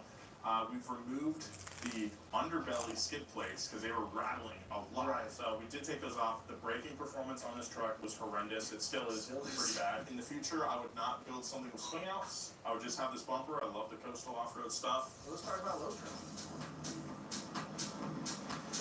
So this is Low Truck, our budget overlander slash backbone of Donut Media. We use this for everything, absolutely everything. Eagle-eyed viewers will notice that this is not the bumper that's been on this truck. It looks a little different. It's actually a coastal off-road kit that I and Aaron Parker put together. Let's talk about the skid plate underneath, because Justin, you had some stuff to say. So Low Truck didn't get any skid plates. No. It's fine because the stock skid plate is great. It's beefy. These sell for hundreds of dollars still. Really? So don't get rid of your stock skid plate. It's awesome. I don't have a single stock skid plate on any of my off-road. Exactly. Well, it's because you got new big expensive ones. Yeah. Anything steel, It's like It's really good. All right, let's move on from the bumper. Let's talk about my least favorite part of this truck, our sliders. They're Yeah, man, what the heck? When we're doing the armor episode, we had like 3 or 4 days total to shoot and modify all the truck. Aaron Parker and I had to kind of design our first bumper. That took like a day of like drawing. So we burned one day, put that front bumper together, and then the final day was like, oh, we still need sliders. So I just went and grabbed the little side steps that were on High Truck that High Team had thrown away. And as you can see, this one got bent pretty good when we're out in Poughkeepsie Gulch. I would love to build some real sliders for this truck. I think that's probably the next thing we'll do. It's not a slider. It's a nut bar, Yeah. I would like to see Low Truck get what it's, due. Yeah, maybe do that 20-degree trick that you're talking about. Yeah, that's what I'm talking about. All right, so one of my favorite parts about Low Truck. This is some 5x2. This is some 5x2 rectangle bar stock that I cut and welded it to the stock bumper brackets. It works. For the longest time, I thought it was a piece of wood. Oh, It really? looks like a My favorite part about Low Truck, it actually does what it needs to do. You got the bumper out of the way, and it's still a step. Came crashing down on something, your bed's kind of gone. Yeah, but this- you know what? Who cares? This would unfortunately serve you very little to almost no protection. The only thing this would protect you from is backing into something. But if you came down over like a high would basically rip up your whole bedside until it got to here, and then be like, well, save the taillight a little bit. I'll probably hate it a little bit. Yeah. Nolan, I want to give you credit because I don't think you had messed with a truck like this before this. I don't think I would have done any better myself. I can sit here and be a critic, but critics don't make movies. They say they don't make statues of critics, but I think Roger Ebert has a statue of him, right? They're badass trucks. These trucks are amazing. Stocks. Like, you can make the truck so capable, but there's a limit that you hit with, like, how much do you want to mess up? There's that threshold you pass where it's just like, I've gone too far. Yeah. Now this car sucks. Yeah, we definitely hit that limit with high truck because of the weight. It doesn't have the power. Yeah. So we talked about the armor. What's next? Experience luxury. Okay, no, watch this. I hate this part. The mother's car spot. Oh. A therapeutic getaway. And feet. So why not care for your car's hands and feet? The trim and tires. Treat your vehicle right and give it that mother's love. Mother's Polish. It's a spa for your car. Click the link below to learn more. So here we are up front, and we get a nice clear look at the High Trucks Icon suspension system. It's got an upgraded upper A-arm, the Delta joint system, pretty fancy stuff, and a reservoir with adjustment capability. Got a cool bracket here to hold the external reservoir. So fancy. Really cool upper control arm, all the logos everywhere. So the reason I wanted you guys to be in this is that Justin and Zach, you guys have had a list of upgrades that you would make to this truck to really take it to that next level. And really the suspension kind of is your biggest issue with this truck. Yes. We added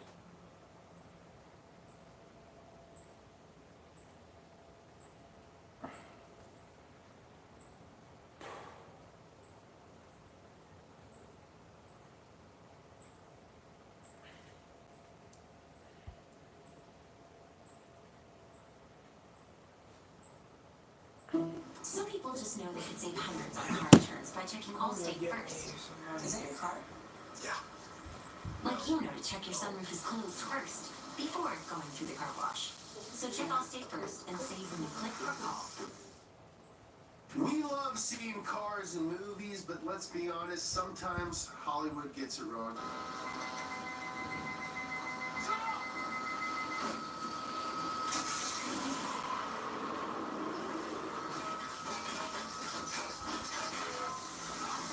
Today I'm joined by the only real mechanic at Donut, believe it or not, probably believe it, Zach Job. And we're going to be tearing apart both good and bad dialogue from movies to see if it is utter nonsense or plausible jargon. And in the end, we'll decide what's up? if these scenes are bad enough to make us puke. It's Monday, let's watch a movie. Thanks to the Ridge Wallet for sponsoring today's The big wallet, and you have sex with the two babies. driver's seat, trying to make that thick, bulging wallet comfortable on your back? Well, wiggle no more with the Ridge Wallet. It fits comfortably in your front pocket with its sleek, durable design, and don't let the lightness fool you, alright? It holds up to 12 cards with plenty of room for cash. The Ridge Wallet's durable material means each wallet comes with a lifetime warranty. You can buy this one wallet and carry it for life. Plus, the Ridge team offers a 45-day test drive so you can send it back for a full refund if you don't love it. See for yourself why they have 40,000 five-star reviews. Get 15% off until June 8th with free worldwide shipping and returns by going to ridge.com/donutmedia and using code donutmedia, or click the link down below. The back of the show. How do I drive? I don't remember the engine from this car, but now that we're LS guys, Okay, I don't remember this. I'm gonna watch this in a second. It's almost 80, it's almost hot. Let's see if he's in the back of the house. One kitty cat, two kitty cats.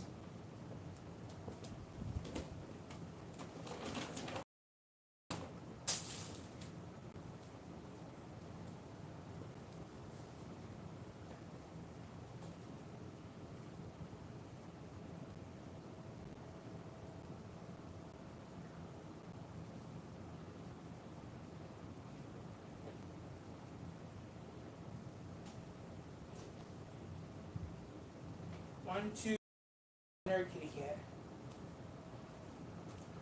I'm missing a kitty cat. But I don't know what the kitty cat is. Better be up front or I'm gonna be pissed.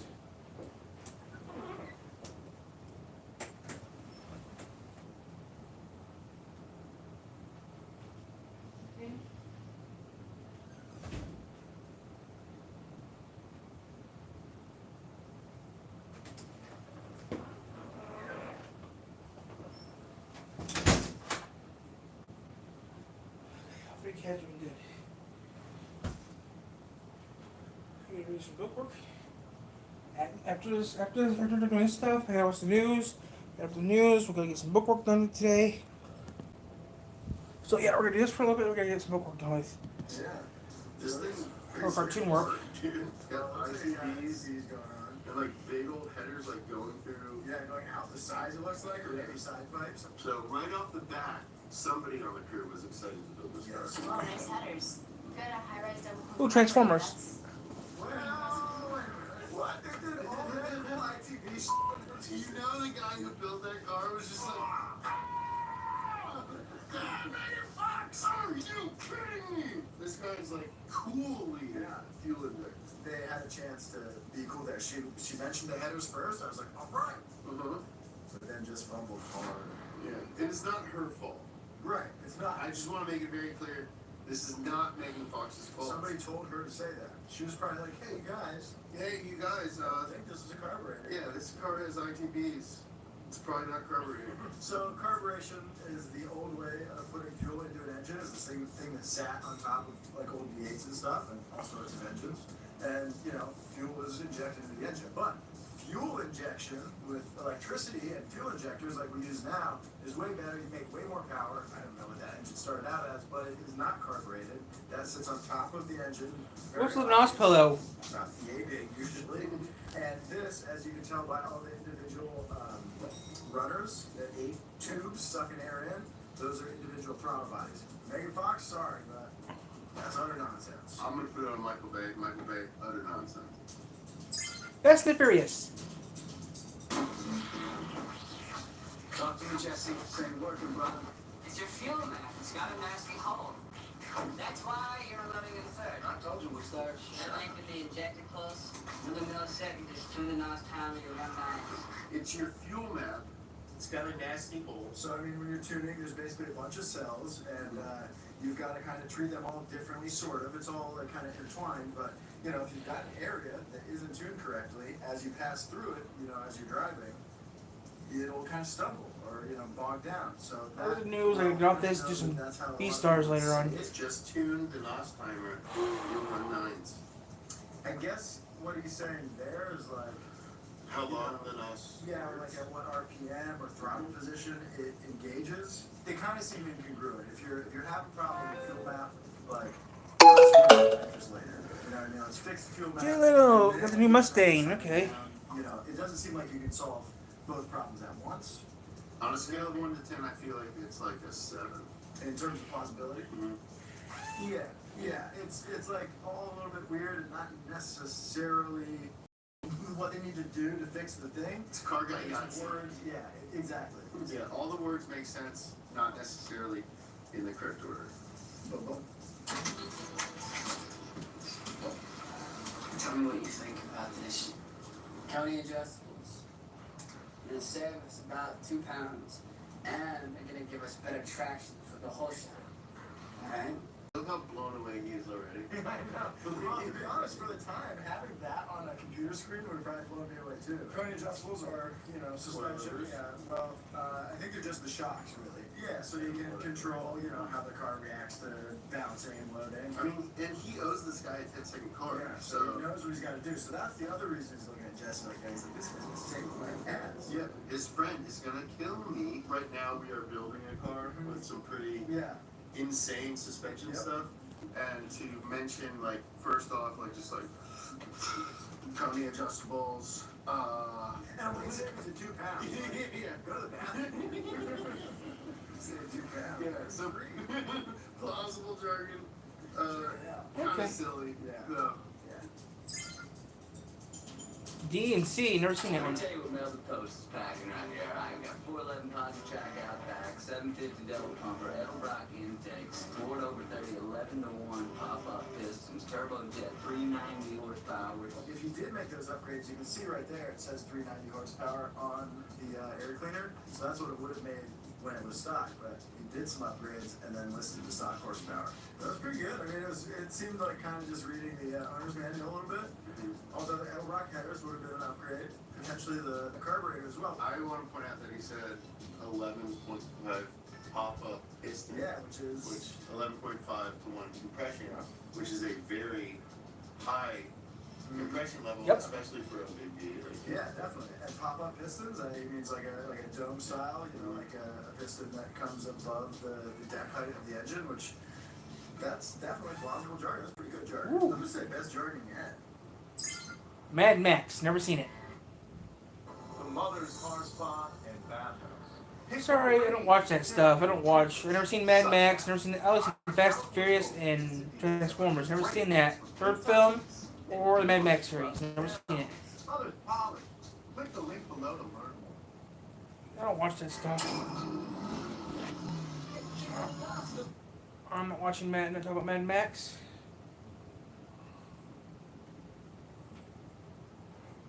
Okay, 3 minutes.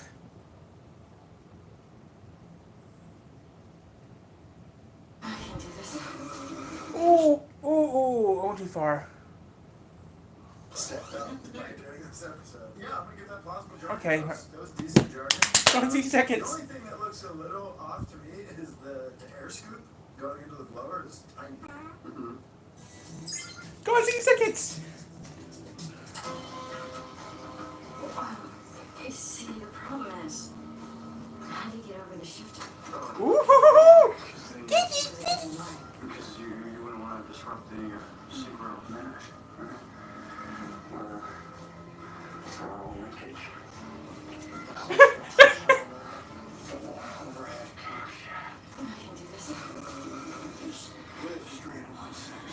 That's redundant. You just say straight 6 or inline 6. True. Like, this is very, like, car thing that you run into with car movies a lot, where it's like, yeah, they put a bunch of words on dice, they shake it up and then throw them out. Carburetors, voltages, bias structures.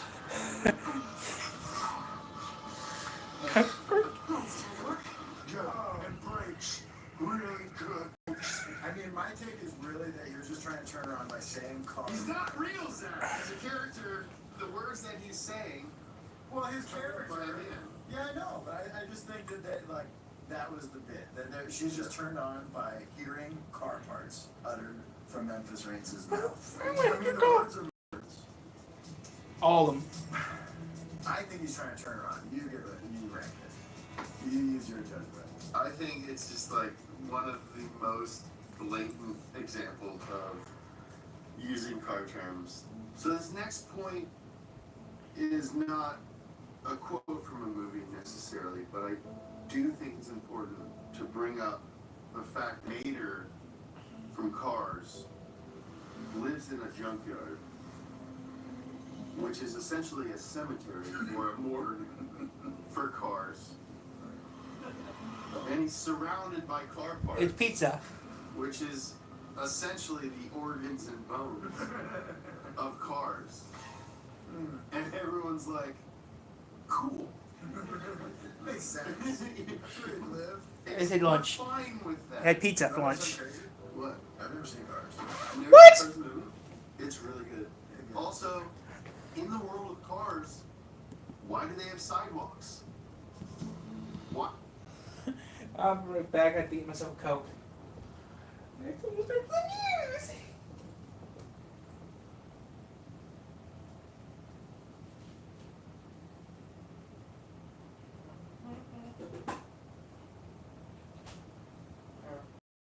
So after B star, okay, after this, and after listening to the news, I gotta do B stars and some other things I gotta do. But I already had breakfast for lunch. I already had my lunch already at 11, which is pizza. Nope. I might go into town tomorrow. I might. I can't confirm that. I might go into town tomorrow. It's going to be hot tomorrow, so I don't think the zoo will be open tomorrow. And then I'll go into town. Cars have doors. Are there no humans in this world? There's no oh, you don't know. Yeah, there's no humans. The cars are the humans. Do they have dogs? No, there's no mammals. It's not like putt-putt. There's bugs. Dang. Let me know if you want us to make an entire video based on how weird the Cars world is. I got Coke! I got Coke! We're doing a tablet test. I'm doing a tablet test kind of right now, seeing how the tablet actually run. And so far, 2 hours, so that's not bad. Cars world in the comments below. conspiracy theories, I will watch the movie before we do You it. just coined a term, dog. Conspiracy theory. Speaking of weird fake cars, a while ago we launched a Kickstarter to fund an idea that we had for a car collectible. It's called Stocky. It's very cool, and it's finally here. This is taking a really long time, a lot longer than we thought. It's a lot harder to make an actual physical product like this than any of us anticipated, but they're available now. I just want to thank everyone who backed the Kickstarter for their patience and for their support. Yours are on the way, and if you didn't back the Kickstarter, that's okay, I guess. But you can still get one. Click the link, and we're gonna open up sales. Or it's closed. Oh, they're closed. Anyway, we're gonna close this video with a movie that we've all been watching a lot at Donut. We're kind of sort of obsessed with it. It's called 200 Miles Per Hour, and it is essentially a movie that's not part of the Fast and Furious franchise, but definitely should be. And it's like kind of the best one. Oh my God. What do you think? Is it a loaner? Hell no, it's mine. I made manager. Congratulations, dogs. Youngest manager in the history of the dealership. One of the perks was a sweet deal on this. It's like an $80,000 car. 0 to 60 in 3.5 seconds, quarter mile 11.5 seconds, and 193 miles per hour top speed right off the box. What car are they talking about? The 370. I don't know, man. 3.5 seconds, 0 to 60. Dude, if Felipe's car is $80,000, then I need to talk to somebody. Well, it never was. I mean, the Newsy starts at $40,000, right? So that was like a $45,000 car, maybe 35 even. It's like very interesting that they chose this car and like chose to not give the actual stats. Right. Be like, no one will notice. It was probably they had probably already had the stats written into the script, and then it like came time and the car didn't show up, and they just used like somebody's car. No one will know. Who has a cool car here? Yeah, and the director and everyone's just like, nobody knows anything about cars, stupid. How much faster do you think the O for show Manny played that? That's sweet. Yeah, I know. Probably, I mean, that's probably how it got down to 3.5 seconds. That thing's hard. I never seen that movie. I'm not gonna see it. That movie sounds stupid.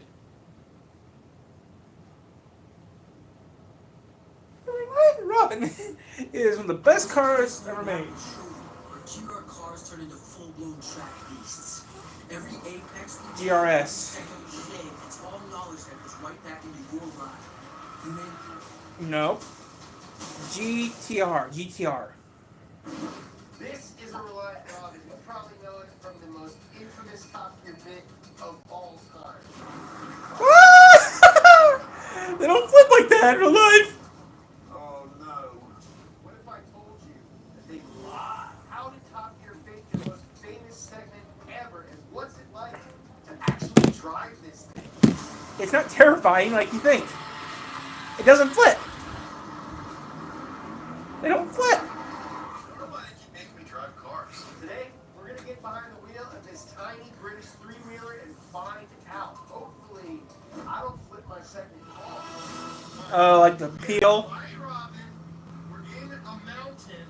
The steering wheel only moves like it's directly connected to that front wheel, so it only moves like 3 degrees from right to left. I get like a lot of resistance if I go past like 2 o'clock. Really? Yeah. I don't know how to explain it, but I can 100% feel that there's one wheel in front of me. Like it feels like I'm driving a wheelbarrow. Oh, also there's rocks. Oh no! Right, the back wheels. I forgot. I mean, honestly, man, it is like insanely slow, but not like comically insanely slow. Oh, leaning. All right. Hold up, balance. Give it to me. What's nothing? Alright, we're cooking, baby. You know, whether it's accurate or not, Top Gear really did put the fear of the Robin in me. Especially since I've tipped a car before and wrecked a four-wheel car that I'm just gonna kill us both. But honestly, it's pretty sweet. Now, although many Americans know about about the Robin from Top Gear, Reliant had actually been making these three-wheelers since the mid-30s. Their first one was called the Regent. It was basically a motorcycle with a van on the back of it. Reliant's second three-wheeler was called the Regal, and it came out in 1956. Finally, the Robin dropped in 1973. Nearly 40 years of three-wheel experience went into this thing here. It barely looks like a motorcycle at all, besides the front. But why would a company spend so much time building three-wheeled cars in the first place? Well, Reliant was based in a town called Tamworth, which, according to this map, was a town surrounded by over 20 coal mines, which would be key to Reliant's initial success. It was a city steeped in mining tradition, and miners needed cheap transportation. You could buy a Robin for 801 pounds, $10,000 in today's money. Cars were very economical, registered, insured. Not bad. The economy's still good. This thing gets 60 miles to the gallon, but most importantly, you didn't need a full driver's license to drive one on the road. In the Top Gear segment, a Robin owner mentioned that a lot of miners got to work on a motorcycle. But there's one problem with motorcycles. They ain't got no roofs. In northern England, gets snow. The Regent, the Regal, and the Robin, no. The affordable nature of these cars meant that they were very popular in Britain's working class. So I think it's pretty obvious why Reliant decided to build a cheap car for the working people that inhabited their city. Now, this Reliant we have here is actually the Super Robin, which means it has an 850cc four-banger with a whopping 40 horsepower.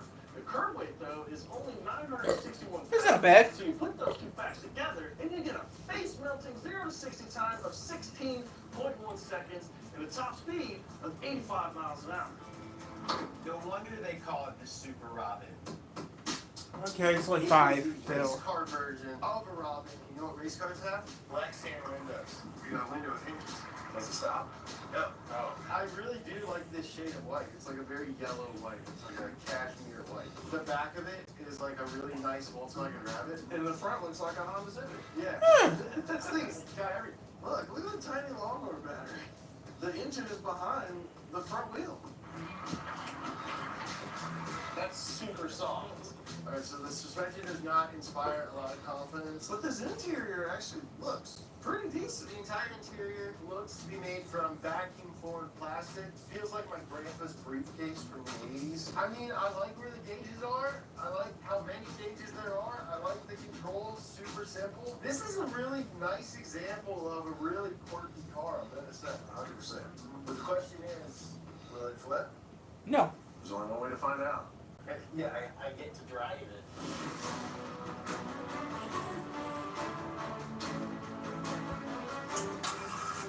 Keeper, this is a three-wheeled car.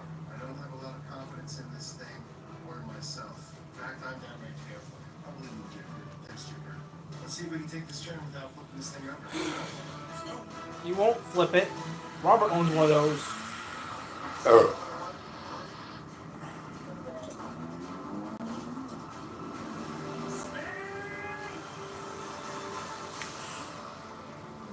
Honestly, if I wasn't I know. Dude, on that left-hand turn, if you didn't have a passenger, that would be scary. But we did not tip. This thing is actually more stable than I thought it was. Which brings me to my next point. That famous Top Gear segment was all fake. In a 2016 column for the Sunday Times, Jeremy Clarkson himself admitted that the Robin segment was fabricated, and that, quote, a normal Reliant Robin will not roll unless a drunken rugby team is on the hand. Robin owners knew this for a long time, and people who know that TV is fake weren't surprised to learn that this TV show was fake, but some people were dumb, so it was news to them. So how did Top Gear do it?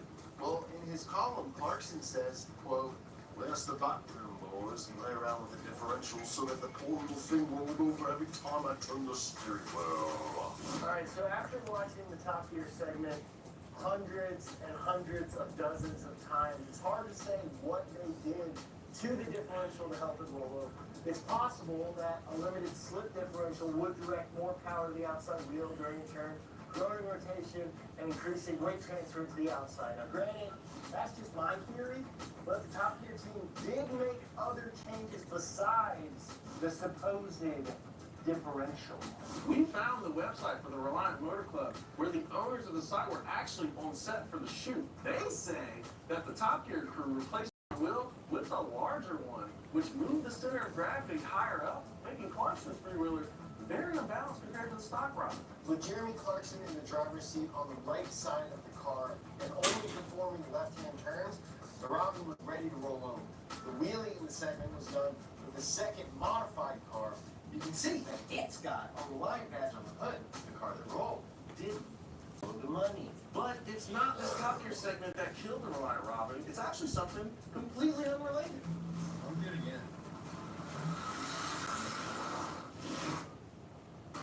I can turn this off. Watch local news. My life. Do this. I think the clock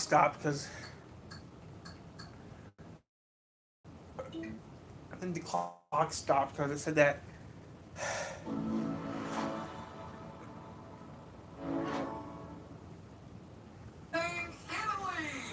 Yep. So we have been on here for 2 hours. You and 3 guests will fly round trip from Los Angeles to Florence, Italy for a 6-night stay in 2 superior double rooms at Villa Campestri Olive Oil Resort. Discover the beauty of Tuscany at this historic Renaissance property featuring magnificent views of the Century Park and Mugello Valley and delicious gourmet cuisine. Daily breakfast Right now it's 81 degrees at Phil. Feels like 91. are included. So it's a new backyard, a camera package, Ooh. a trip for 4 to Italy. Italy? You'll be one big happy family if the price is right. Sylvia. You want to bid on that or pass it on to Zandra? I've been to Italy, I'm gonna pass. She's been to Italy, so she's going to pass it on to you. Don't forget, it's a trip for 4. You guys are stupid. It's a raid run. Yeah, this is a raid run anyways. It doesn't really matter.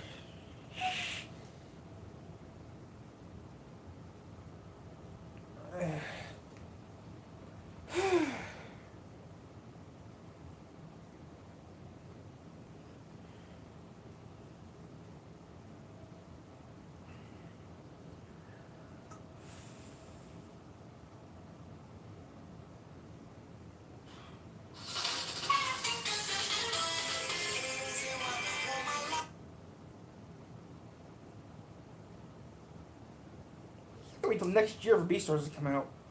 Before you do. I'm going to. Had to wait till.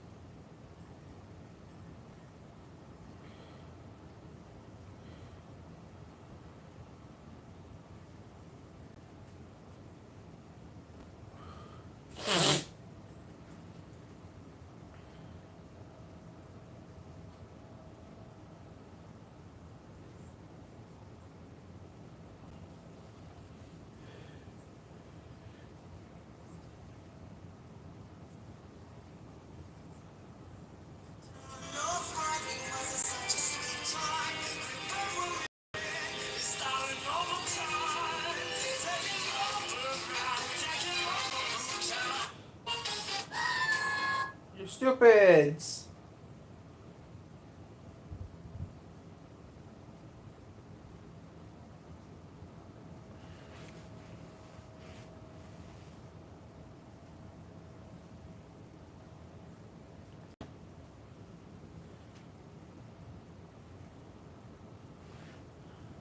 Z-Bar helps fuel your little Moana sucks. for big adventures ahead.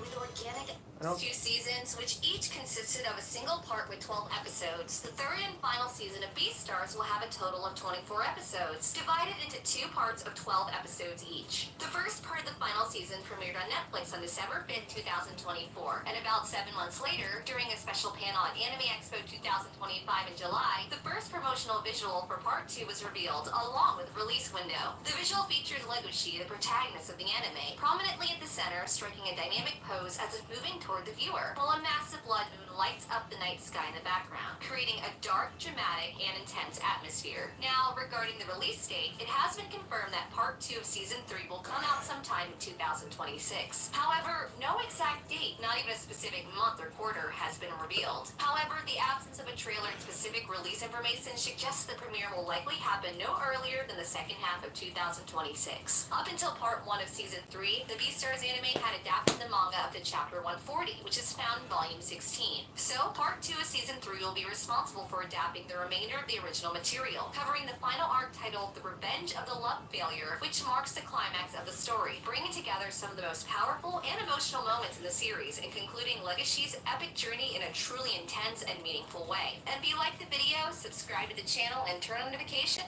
Okay, so I have to wait till next year. That sucks. That sucks. Oh well. I've been waiting. Wait for the news to come on, then I'll cut the stream off, and then that's it. Yeah, I'm gonna watch Channel 3 news. I'm gonna watch the news in a little bit. Wait for the news to come on, which will be on in a little bit. Then I'm gonna do some more Beastars. The good news is I'm already ahead of schedule, so I'm good. I'm already ahead of schedule. I gotta pee.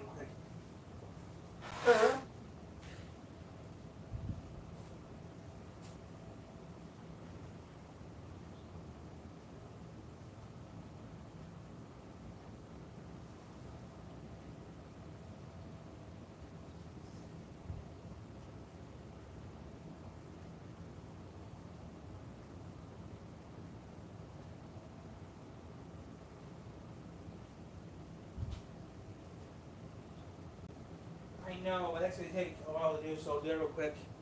Okay, here comes the news. After the news is over, then we'll work on Beastars. Guess what? So, we're going to watch Beastar. We're going to do Beastars in a little bit. Read some more Beastars book. Then we can go to Bendy. Maybe we can go to Fanatic. Maybe we'll go to our new books we just bought. Who knows? We'll see what happens. This is a rerun. So yeah. That's my Thanksgiving. Is thanking you for watching the So after watching the news, we might after Beastars we might do I don't know. I just turned it on, so I don't know. First I'm going to Italy one. So I don't know. I just turned it here. I don't know. I just turned it over here.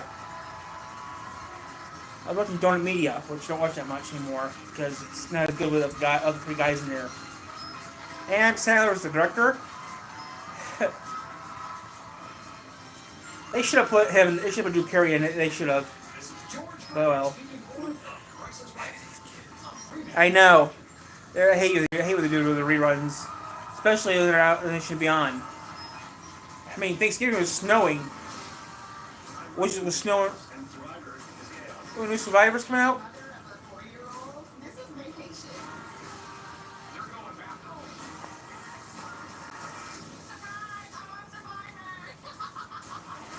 I would do, if I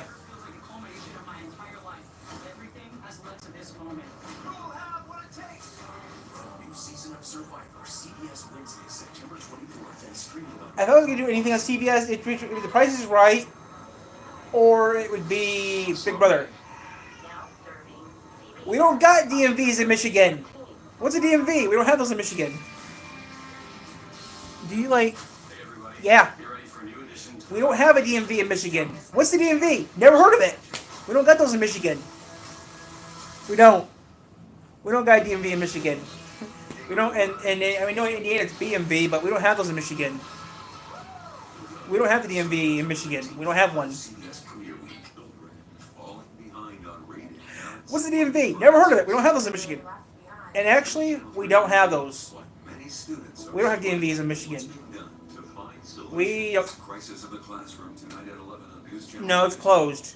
Another time. The insurance company will do everything they can to So we'll see about tomorrow. If it's supposed to be 90 degrees tomorrow. The zoo might be closed. If the zoo's closed, it means the popcorn stand's closed, and I'm not going. get the Bernstein advantage and But we'll see. respect. We'll see what happens tomorrow. Try to fix anyway. Send someone right away. A customized solution to keep your basement dry and permanent. Neighbors does it differently. Thanks so much for checking in. Basement is dry, and we are done with DIY fixes. This year, Uh-huh. Shoe Station and Shoe Carnival. I'm not going back to school. I dropped out. I quit school on purpose. I quit school on purpose. And that's what I'm gonna say. I dropped out of school on purpose for a personal reason. We talk to clients all the time. Which actually doesn't really matter. It's oftentimes a Besides, I quit school on purpose because that teacher was a pain. I didn't want that teacher. I didn't want to do that teacher anymore. We've been doing that. That teacher was a pain. That teacher was an asshole. Stream News Channel 3. I did not want to be her class. They could not change me to a different class. So yeah. Ooh, stabbing in Traverse City. Police say they were trying to find the suspect a day before the stabbings. Plus, the felony charge It was our- against a West Michigan Fire Department deputy chief arrested. And a woman runs to a Michigan neighborhood asking for help, saying she was kidnapped for days. News Channel 3 Live at noon starts right now. Covering West Michigan. She's actually on the channel too. This is News Channel. She's on my earlier video. And thanks for joining us on News Channel 3 Live at noon. Yeah, in Traverse City. All of West Michigan is under a heat advisory today. Temperatures should reach the She got involved in something she shouldn't have got involved with. Just look at that. Let's take you outside for a live That teacher was sneaky. That teacher was doing something she shouldn't have was doing. During lunch, we were talk about stuff, and she got into something she shouldn't got her. We were talking about something, and she was overhearing, and she got into something she shouldn't got her face. Shouldn't got into. Just like that. I can't talk about it that much, but what happened is she almost got arrested for what she was doing. We were getting ready to do something. She overheard what we were doing, and then she got in trouble. She got almost arrested for doing it. She lost her job because of it. That's how bad it was. I got told by a colleague of mine that she lost her job. She did? Yep. Because she was doing something she should have done. You're not supposed to be getting into people's business, especially when it's private. No one was there. We were taking care. We were talking about something we were doing, and that teacher got a little too close to comfort to find out what we're doing. This is that. 80. Wow. Wind chill. 91. Wow. 100 in Lansing? Wow. 100 degrees in Lansing, Michigan, the capital.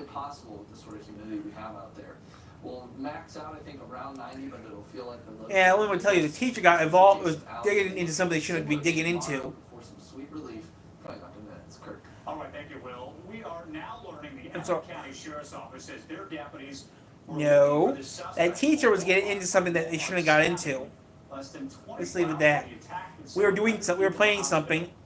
The sheriff's office said You should the go Lord to instructed too far to go to the beach. Bradford Gilly to be taken into custody with that order That teacher was digging into something they shouldn't be digging into. The teacher, we were writing stuff, meetings with kids at lunch, we're always writing stuff in code and stuff. Saying to her during lunch, regular lunch. This teacher took over, this teacher didn't figure out what the code was. Teacher tried cracking it. Yeah, she cracked it wrong and something else happened. Just leave it at that. Ages range from 29 to 84. When the first deputy arrived at When I found out what we're doing, Central Dispatch began receiving calls. The Grand Yeah. Traverse County Sheriff says multiple citizens, including one with a pistol, were confronting the suspect in the parking lot, preventing him from harming anyone else. so yeah. The deputy was then able to arrest him without further incident. No. According to the Ooh. sheriff's office, he has a criminal record with I previous do got a sprinkler somewhere. controlled substance violations. We have a sprinkler. I might go to the garage and find a sprinkler and get in swim gear and sit in a chair and get wet. Should I do that? It means the camera has to go off. Act of violence. It's something that is done not to individual people, not to those individual. But people. nah, Obviously, there are I'm gonna stay in the air conditioning today. is I want to do B-Stars in a little bit, so yeah. We got some new books that we're going to be reading in a few weeks, or in a few days, who knows, depends on how I feel. How maybe we operate on a daily basis, and so that is why Yeah, you we're should. looking at that terrorism charge. At this time, a motive has not Yeah, I'll stay in the garage. I'll stay in the house. It's way too hot to go to the garage to get the sprinkler. Security footage from the store shows all 11 attacks. The terrorism charge is a maximum penalty of life in prison. Of the 11 injured, one has been released from the hospital. 2 are in serious Take him to condition. Chicago and kill him. The rest are fair. Gilly has not yet been arraigned in court.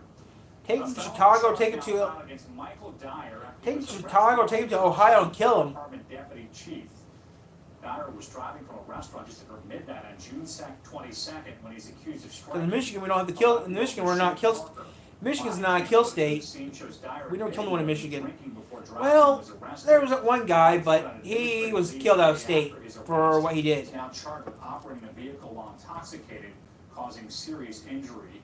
Charges filed last Wednesday and a warrant was requested on Friday, according to court documents. Stay with News I don't know what I'm Channel. going to do. Find the garage, find the hose, and do that maybe. A motorcyclist is in critical condition. Why can't it be like a cactus? 196 near Chicago Drive overnight. The Michigan State Police Grand Rapids Post says it appears the driver lost control of their bike, went off the road, and was thrown from the motorcycle, and were brought to the hospital in critical condition. The highway had been partially shut down for nearly 3 hours. It is now back open. The investigation into this crash is ongoing. The Plainwell Department of Public Safety I don't announcing know. that several kayakers How who went about missing yesterday have been 8 found. Multiple agencies in Plainwell were Yo, got any popsicles in the house? Sorry. after they failed to return to their lawn as expected. During the search, someone who made contact with one of the kayakers... Nope, they're right here. Nope, we're actually right here. They're right here. 1 and 2 of them right here. Third one somewhere else, but they're all in the house. 2 kayakers It's too hot. from the Kalamazoo River Sunday morning after their kayaks overturned. Cooper Township fire officials said Yeah, 4 people crash. kayaking. Jumping When back 2 up now. kayaks were hung up. They overturned, leaving 2 kayakers stranded in the river. It's unknown what exactly caused them to overturn. Crews responded to the East D Avenue boat launch and were able to rescue the 2 kayakers quickly. No one was hurt. A 6-year-old boy is dead after drowning in a river near downtown Detroit. It happened Oh. at Belle Isle Park. Oh, Saturday night. again? Several children, including the boy, were playing at the park during a family reunion. At one point, the boy wandered off from the other kids. Families started looking for him and called 911 after noticing he was missing. The child was found in the river near the family reunion around 30 minutes after he went missing. Officials with the DNR and Michigan State Police attempted life-saving measures. The boy was taken to the hospital where he died. A 45-year-old man and 2 teens are in the hospital after Belle an Isle, explosion a drowning. in Waterford Township in Oakland County Sunday In afternoon. Detroit, near death. His 16-year-old son and a friend were at a boat launch getting ready to go out. The sheriff's office Boat said explosion in the Oakland. happened when the ignition switch was turned on. All 3 were on board at that time. One of the boys had burns to more than 50% of his body when he was taken to the hospital. He is in critical condition. The man and his son are in stable condition. The sheriff's office is investigating the cause of the explosion. A boat explosion? It's like the world is going crazy. 3 days. Oh, 3 days ago, after one. Neighbors in shock after a worker runs to a person's porch asking for help for saying she was kidnapped. No, Michigan Oakland- State Police said Oakland County, Oak Michigan. Township in Oakland County called police around 1 Friday morning, saying a woman was on her porch claiming she'd been kidnapped. When troopers arrived, they found the woman badly beaten and bruised. She was taken to the hospital where she explained that her boyfriend kept her in his home for 3 days. She says he took her phone so she couldn't call for help, and then he beat her with a bottle. She told police she was able to escape while he was sleeping. Troopers arrested the 31-year-old later that day. He is in the Oakland County Jail with charges pending. A man is dead and 3 women are hurt after a gas station shooting this morning in Detroit. Around 4 o'clock Detroit's this turned to morning, hell. an identified shooter killed a man in his 30s. Yeah, I did this morning. 3 women inside of a Marathon gas Got a birthday station present. on Puritan I got me a Avenue. surprise birthday present. One of the Free women breakfast. treated at the scene. The I had a others birthday. were They give me a taken to free lunch, hospital free. I mean, with it was a birthday the other day, so birthday. If it's your birthday, you get free. You get a free meal. Georgia authorities are investigating a deadly mass shooting in Atlanta. It happened overnight. A witness said right before the shooting, they saw several men with guns jump out of a truck, and the men opened fire. 1 dead, on 10 seven injured in Atlanta, Georgia. Atlanta police confirm a 27-year-old man died. Police say 10 others were shot and taken to the local hospital. The victims are between the ages of 18 and 29. who received a call, person shot, 300 block of Edgewood Avenue. Officers responded. No, played it yesterday and for you. We did locate multiple victims that were shot. One of the victims. I gotta do B-stars in a little bit. Not make it and was put out to cease on scene. The other 10 are transported to Grady Hospital and are currently at Grady Hospital receiving treatment. They are all, as far as we know, stable. We do have one individual that is currently in surgery from that group. The range of age we have from 18 to 29 are decedent is 27 years of age. Investigators don't know what triggered this violence. Today, the Trump administration holding talks in Europe with trade deadlines approaching what it could mean for tariffs. Plus, some in Congress pushing for more documents related to Jeffrey Epstein. Post just came by, so excuse me. Oh, I wonder if I got mail. Post just went by. Let me see if my postcard came in Pell. And some clouds building parts of the area. We're in the middle 80s already, feeling much hotter. That's the live look over the Grand River through downtown Grand Rapids. I do still think we'll manage some low 90s here in just a few hours with some spotty storm chances at that. Another similar day tomorrow before some nicer temperatures later this week. We'll have that in your forecast coming up. Children falling behind on reading, parents looking for answers. Kids are really left behind. News Channel 3 reveals why many students are struggling and what's being done to find solutions. Crisis in the Classroom tonight at 11 on News Channel 3. We know you're busy and want to keep up. I got a postcard from hell. You can. Just scan this QR I just got a postcard from hell. I just got a postcard from Hell, Michigan. Hey, I went to Hell, Michigan. $25 for an air conditioner tune-up from Service Professor. Only $25 to get your I'm back, guys. I just get the mail. efficiently for the hot weather outside.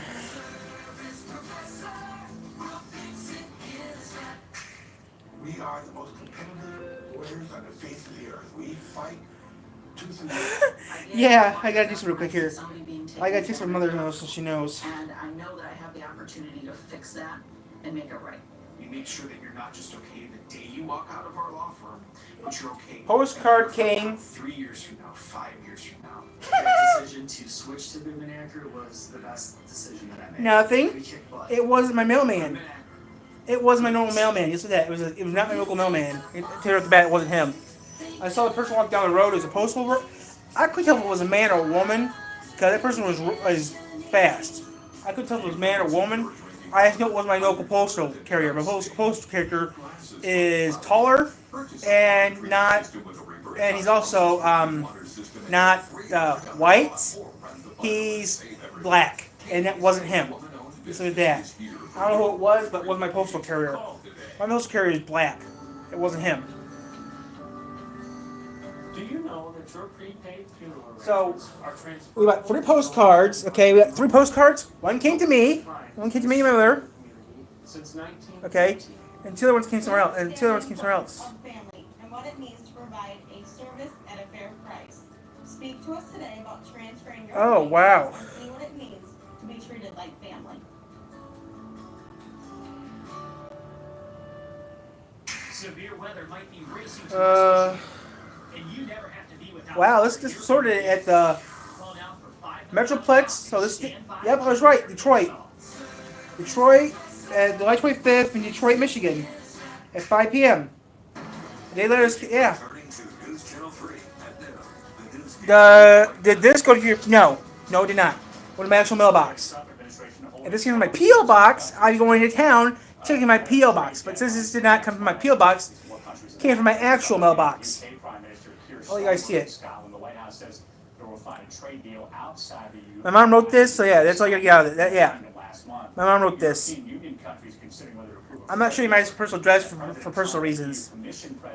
I would, but if you go to either Google Maps, look at my house, it might show up here, I might not be home, so I don't want to know where I live, so yeah. So this is the postcard my mom got sent to us from hell. Wow, this came, wow, it was Michigan. So Metroplex, Michigan, Metro. Becoming the world's most powerful central bank, the Federal Reserve. Yep. Treasury Secretary Scott Bessent last Yeah, I sent a postcard to my cousin who lives in Indiana, and we also sent it over to my grandparents who live over in Niles. They should get theirs today or tomorrow. The funny thing is though, we didn't put the return address on the card, so they're gonna figure out where we were. We didn't tell them, and you hear my grandma all the time on the radio, on the telephone, yelling at mom about this and that. I mean, some of my videos you hear someone on the phone that mom's talking to, it's her. So yeah. So I went to Metroplex, Michigan, which is Detroit sorting office. I knew I'd have to go to the Detroit office or the Michigan office. I mean, I know enough about the Postal Service to know that letter would be going to Detroit or Jackson, Michigan. It went to the Metro office, went to Metroplex in Detroit. But yesterday I sent a letter from my house to someone. It'd be going to Grand Rapids. What do you mean, Tyler? Well, Michigan has two Lower Peninsula Michigan has a handful of offices.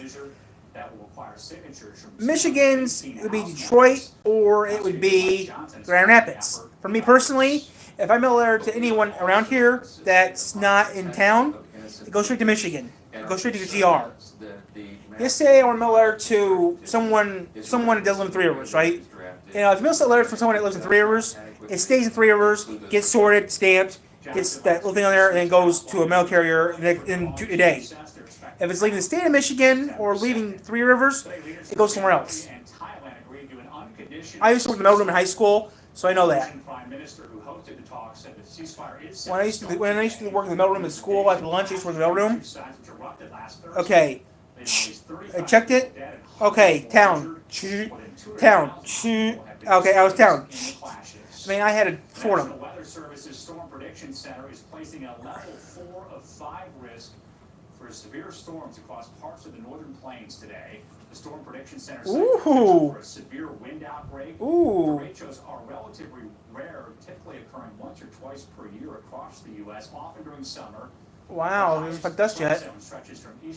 I used to work in the postal room at school. I pushed in the code, ran it through. First, I figured out where it was going to. Isolated tornadoes and large hail are also possible. And we're working to learn more from the National Weather Service after a tornado touches down Saturday afternoon in Michigan's Thumb region near the town of Deckerville. Ooh. Michigan State Police. When I used to work in the postal room at school, it was real easy. Colon, okay.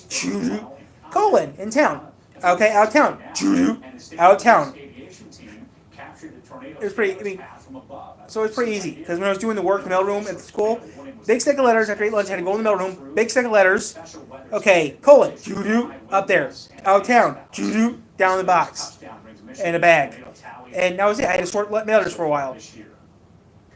For a few months. Yeah, tornadoes were early top of mind Saturday afternoon. Oh, that's pretty.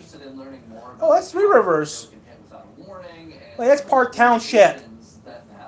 Fisher Lake's in Park Township. That's Park. Oh, that's Fisher Lake. That's in Parkville, not Three Rivers. All right, this was a great shot of, I believe, sunrise early this morning down in the Three Rivers area from Lori W. This is Little Fisher Lake, and that's in Parkville, not Three Rivers. That's in Parkville, Park Township. Great beach day. Water temperature 77. Maybe it is, yeah. Be a little sunnier. Well, the post zone could be Three Rivers. Fisher Lake's kind of touchy. Half of Fisher Lake is Park Three Rivers. Their half is Park Minden. So yeah. Their temperatures are anywhere from the lower 80s in some of the locations, kind of veiled by. Let's see here. This is the middle to upper 80s where the sun's been peeking through. Yeah, but yeah, I mean, it's pretty interesting. Again, the heat index is already in many cases. Like I said, guys, just stay on for some fun. In the last 15 minutes, we're starting to get wow. Almost 3 hours. Wow. Did you send your mom a postcard? No, she wrote our name on it and sent it to us. That's what she did. We were in hell a couple days ago. Videos were uploaded to YouTube. After we sent the postcards in the mail, then I started filming. I started filming before we went inside to get the postcards. 65 cents a postcard. I got this, got a bumper sticker, got the shirt, and sort of things. Now, I really don't like heavy shirts with crap like this thing. I'm more not a person that likes having like crap like this, like a full shirt full of crap on it. Now I'm a guy that likes to have a simple shirt like this. This is a simple shirt. This right here, a simple patch on the side. That's good. I prefer a simple shirt like this, like a patch or a blank shirt. But when I need to flip the shirt over, there's a big old logo on it. I don't mind that. But I do like to have a small patch on my side. To drop a little farther south. We'll have to watch the remnants of that as well overnight through early tomorrow. Okay. Could produce, again, some scattered storms for us But yeah. by around this time tomorrow. So we'll see what happens. So hour by hour is picking up on some of these almost, I call them popcorn cells or popcorn showers and storms. I gotta pop that. This is in my butt. By around 2 On the back later. arriving a little early. Yeah, the way home from hell in Burlington, Michigan. I was in Burlington to go up there, but on the way home from Burlington, we took a break, stretch. I got back in the car, got stung by a bee in my back.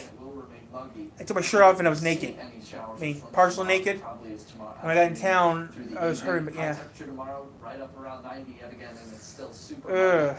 It's not until mid and slash late in the week that we see some well-deserved. We might be going to the zoo tomorrow due to the heat. Take a quick live-eye look, if we can, over Grand Rapids, and you can see some of those cumulus clouds out there.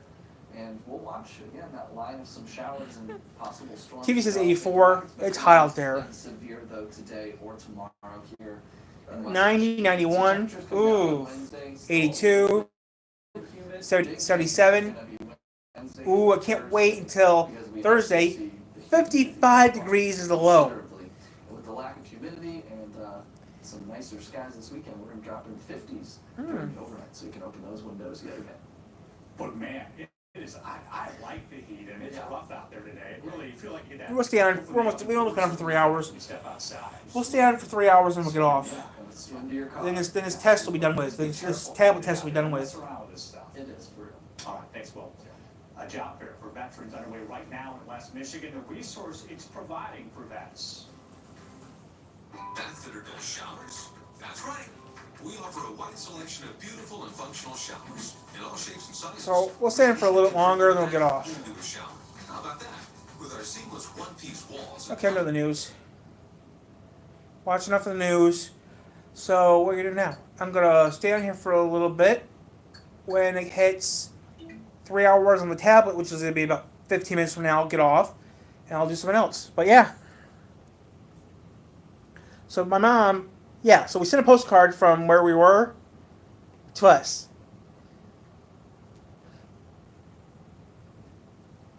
I mean, I know it's kind of stupid, but yeah, makes sense why we did it for. But yeah, guys, it looks like we might get some severe weather coming tomorrow. That means we'll keep an eye on it. But right now, we're not going to worry about it right now because it doesn't really I mean, I do keep an eye on severe weather, but right now I'm not going to worry about it. It's not going to happen right now. It'll happen maybe tomorrow. We'll see how it works out. But yes, we'll keep an eye on it, but right now we don't have to worry about it.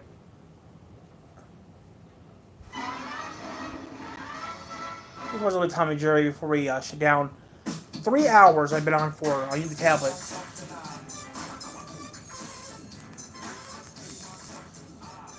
Am I going to get a reward for this or not? I might not.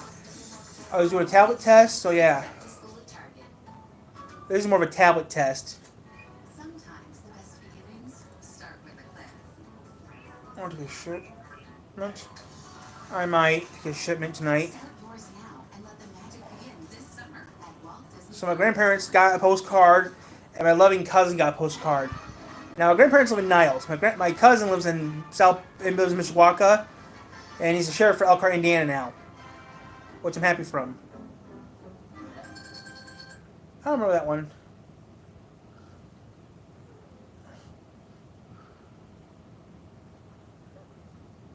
I don't care about the gun laws.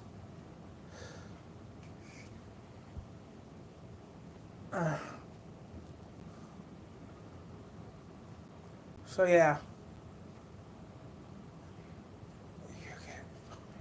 I'm currently at a gas pump outside of Buffalo, New York. It's a pretty ordinary affair. You swipe your card or pay with cash and you pump your tank. Pretty ordinary, right? Well, I'm 34 and this is very weird for me to do. I've only done this a handful of times. The reason being, I'm from New Jersey. Here, it's illegal to pump your own gas. You heard that right. Illegal. What? You're from Jersey and you don't pump gas? That's not... Actually, that is true in some places in Michigan, too. You don't pump your own fuel. Well, I said, in Michigan and Oregon, you don't pump your own gas. I know Georgia... Yes, here. It's Jersey, and then it's here. It's here. I know Jersey and Oregon don't pump your own gas. Also, some parts of Michigan you don't pump your own gas. Like if you're in a woods or something, you blow your some gas stations around here. You blow your horn a certain way, and they'll pump your gas for you. Every car has a badge, and every badge has a story behind it. But that's pretty neat. I'm psyched. And this is 151 interesting facts about car logos and badges. Let's go. Toyota, it spells out their logo name. Number one, did you know that there are no Tesla logos anywhere on the Cybertruck? Yeah, they say it's its own thing. Not special. Number two, the horse on the Porsche logo is the symbol of Stuttgart, where Porsche's from. That makes perfect sense, right? However, Ferrari's prancing pony is also the symbol of Stuttgart. No way! It's the same horse! And here's how that happened. There was this Italian ace pilot. I don't care. Let's see here. Nick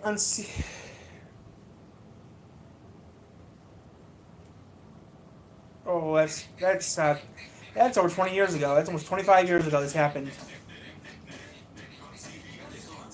Yep, 2001. 2002 is where everything went downhill.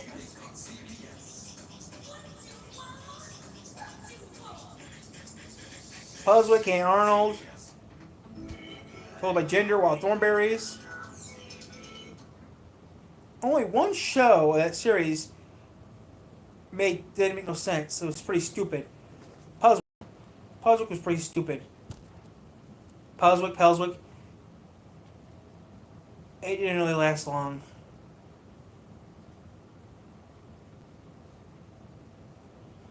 But yeah, I mean, I remember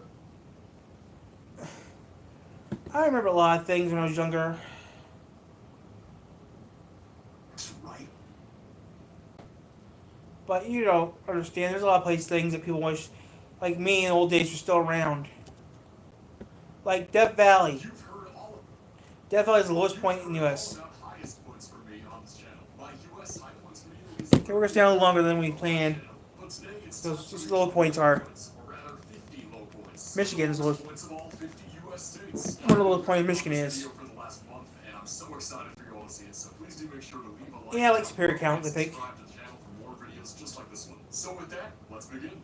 So is it Louisiana or Baton Rouge? Highest points of the U.S., many of which are famous mountain peaks or famous roadside attractions. Many of the lowest points are mostly unknown and rarely visited, at least not intentionally. But if you have Death Valley. These low points, make sure to leave a comment down below, and chances are you have been to at least one, since 21 states all happen to share the same low point, the ocean. Here, the elevation is just sea level, of course. So let's quickly run through all of the state low points that are just Atlantic or Pacific coast, and then we'll get to the more interesting landlocked states.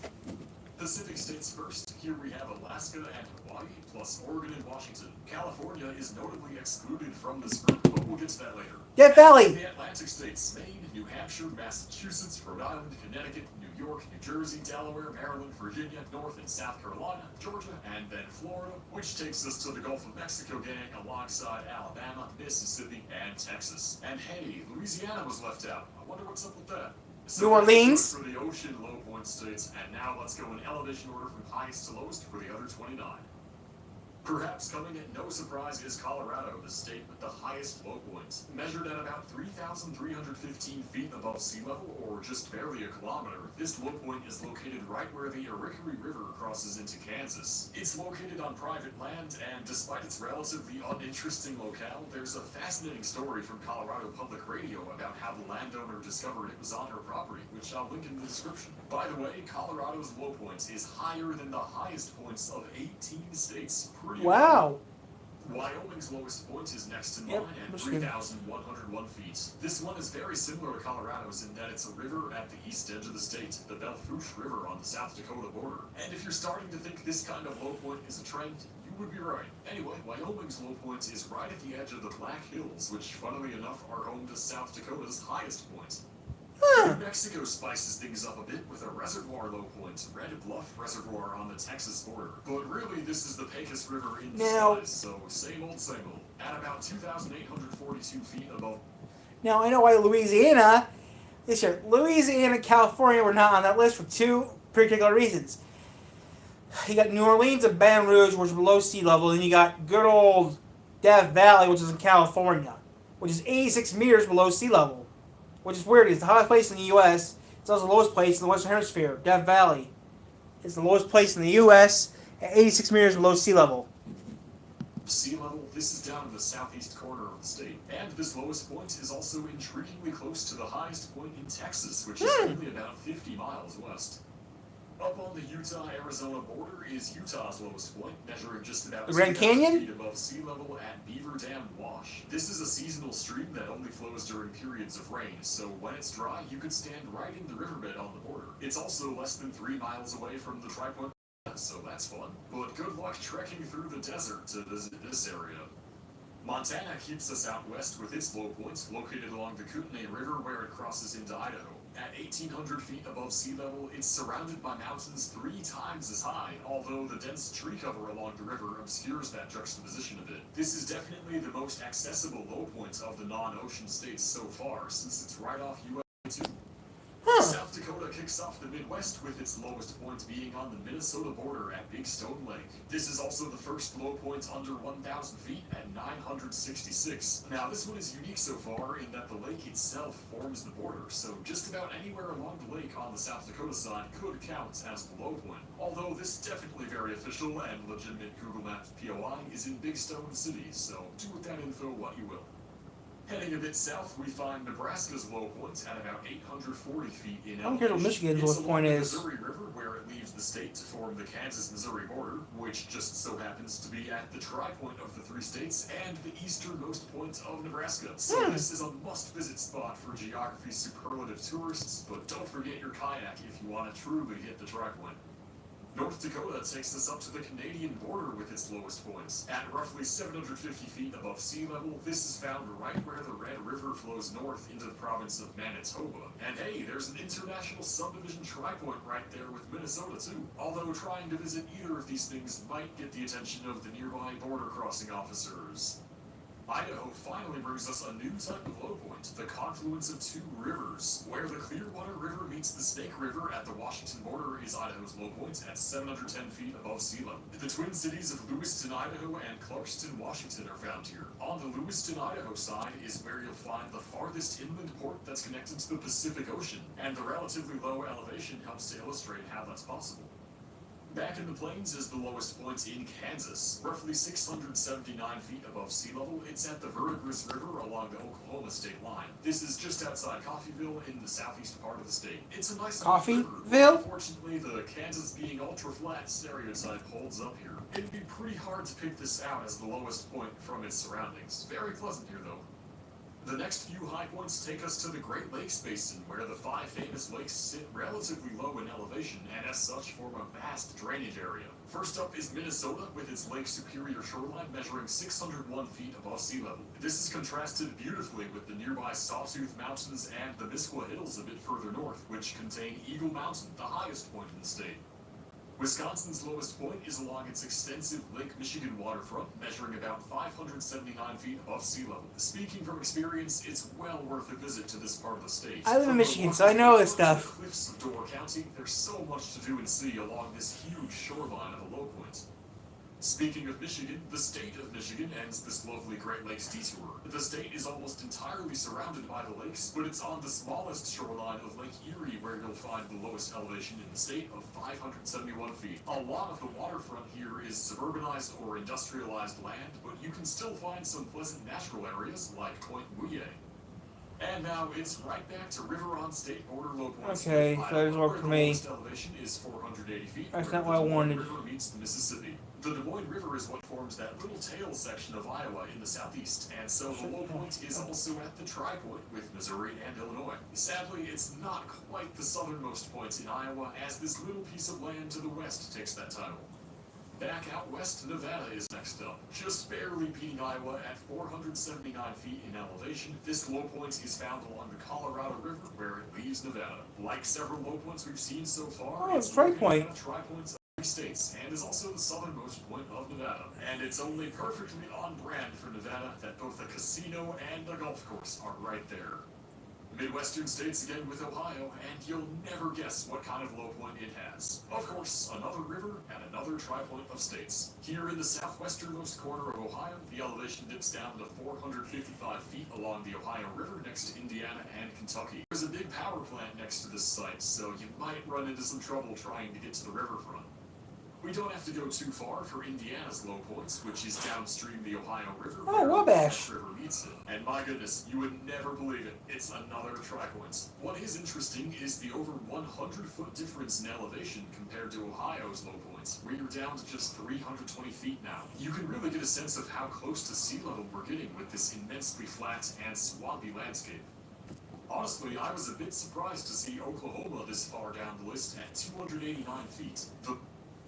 Taco Bell's 5, 7, and $9 Seen it here? Yeah, we're seeing on here. Because this is interesting.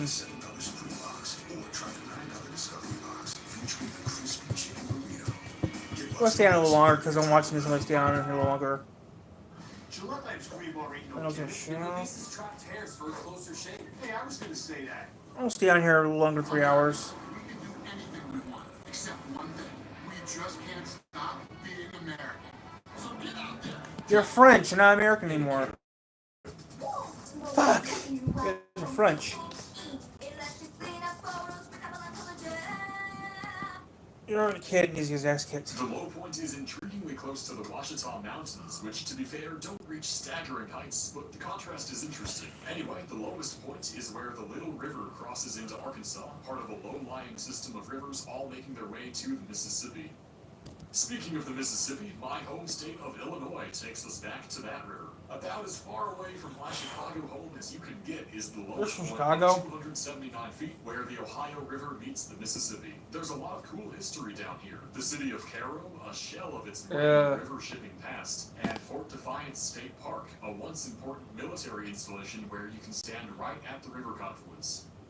Kentucky's low point is in a fascinating part of the state called the Kentucky Bend. Along the Mississippi River here, the elevation is about 257 feet, and you'll notice that this little piece of land is actually an exclave of the state, which is formed by the straight line border with Tennessee and the winding course of the river. This unusual quirk of geography is only home to 9 people. I wonder how many of them know they live at the lowest point of the state. West Virginia's lowest point is found right next to another cool historic area, Potomac River. Ferry. The low point is about 240 feet above sea level just east of the town at the Potomac River on the Virginia border. So yeah, the area is famous for its role in Civil War era history, but I don't think anyone would disagree that it's far more interesting to visit a random pile of rocks off the highway. Plus the tri-point with Maryland and Virginia is right there. What more could you want? The lowest point in Missouri takes us to another oddity of state border geography, the Missouri Boot Heel. The low point is at the Arkansas state line on the St. Francis River, which makes up the Boot Heel's west side, and the elevation here is about 230 feet. This flat and low-lying Missourian protrusion is more culturally and geographically similar to the Delta region of Arkansas and Mississippi than the rest of Missouri. Sticking in this area, we head down to Tennessee's lowest point, which is found along the Mississippi River, where it borders, well, Mississippi. At about 178 feet above sea level, it's just outside the city of Memphis, and if you decide to trek through the woods to get there, you'll find yourself among Cow Islands 47 and 48, apparently. Don't know about you, but I'm booking my trip as we speak.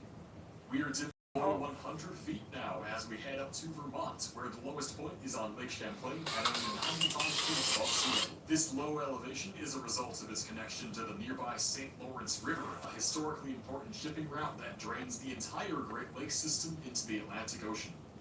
Arizona is the only state with a low point on the Mexican border. At just 70 feet above sea level, this is found where the Colorado River flows into Sonora. If you visit, you'll find yourself among an irrigation-fueled agricultural area, and the Colorado riverbed is often bone dry these days. But of course, with its international border locale, the choice to stand at the true low point will come at the price of angry Border Patrol agents.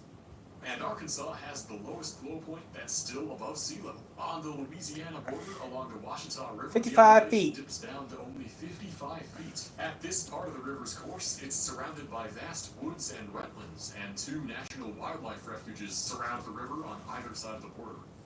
So with that, we have made it down to sea level. So here are all the sea level states once again, which we touched on at the start of the video. Now, you might be wondering what happened with Pennsylvania, so let me explain that now. The lowest point in Pennsylvania is also at sea level, but this elevation doesn't take place at the open ocean, but instead along the Delaware River in Delaware County. The water is tidal here, and soon after leaving the state, it widens into an open inlet of the ocean. This ocean connection is just one of the reasons why Philadelphia became a major port city, especially during colonial times.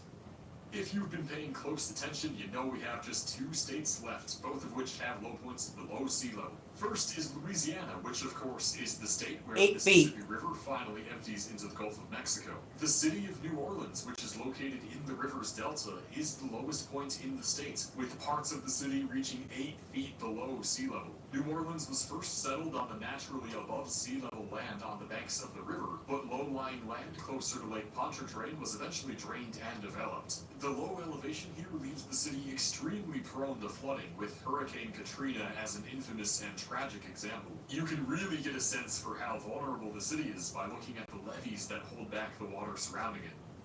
And at last, the lowest point of the entire country is in California, in its famous Death Valley National Park. Measuring an impressive 282 feet below sea level at Badwater Basin, this is also the lowest point in all of North America. Or 86 it's an meters below sea level. drainage basin of the surrounding desert, which basically means the area's water ends up here instead of eventually flowing to the ocean. This area is absolutely fascinating and extreme, not only for its low elevation, but also its high temperatures. Some of the highest temperatures anywhere on 130 degrees. Valley just north of the low point. But what I think is the most jaw-dropping fact is that the lowest point in the entire country is only 85 miles away from the highest point of the entire contiguous U.S. That would be Mount Whitney, which soars to an elevation of 14,505 feet. This stark contrast creates an almost unreal variety of landscapes in such a small area. With soaring mountains and deep valleys, lush forests and arid deserts, this region of California is one of Earth's greatest natural wonders.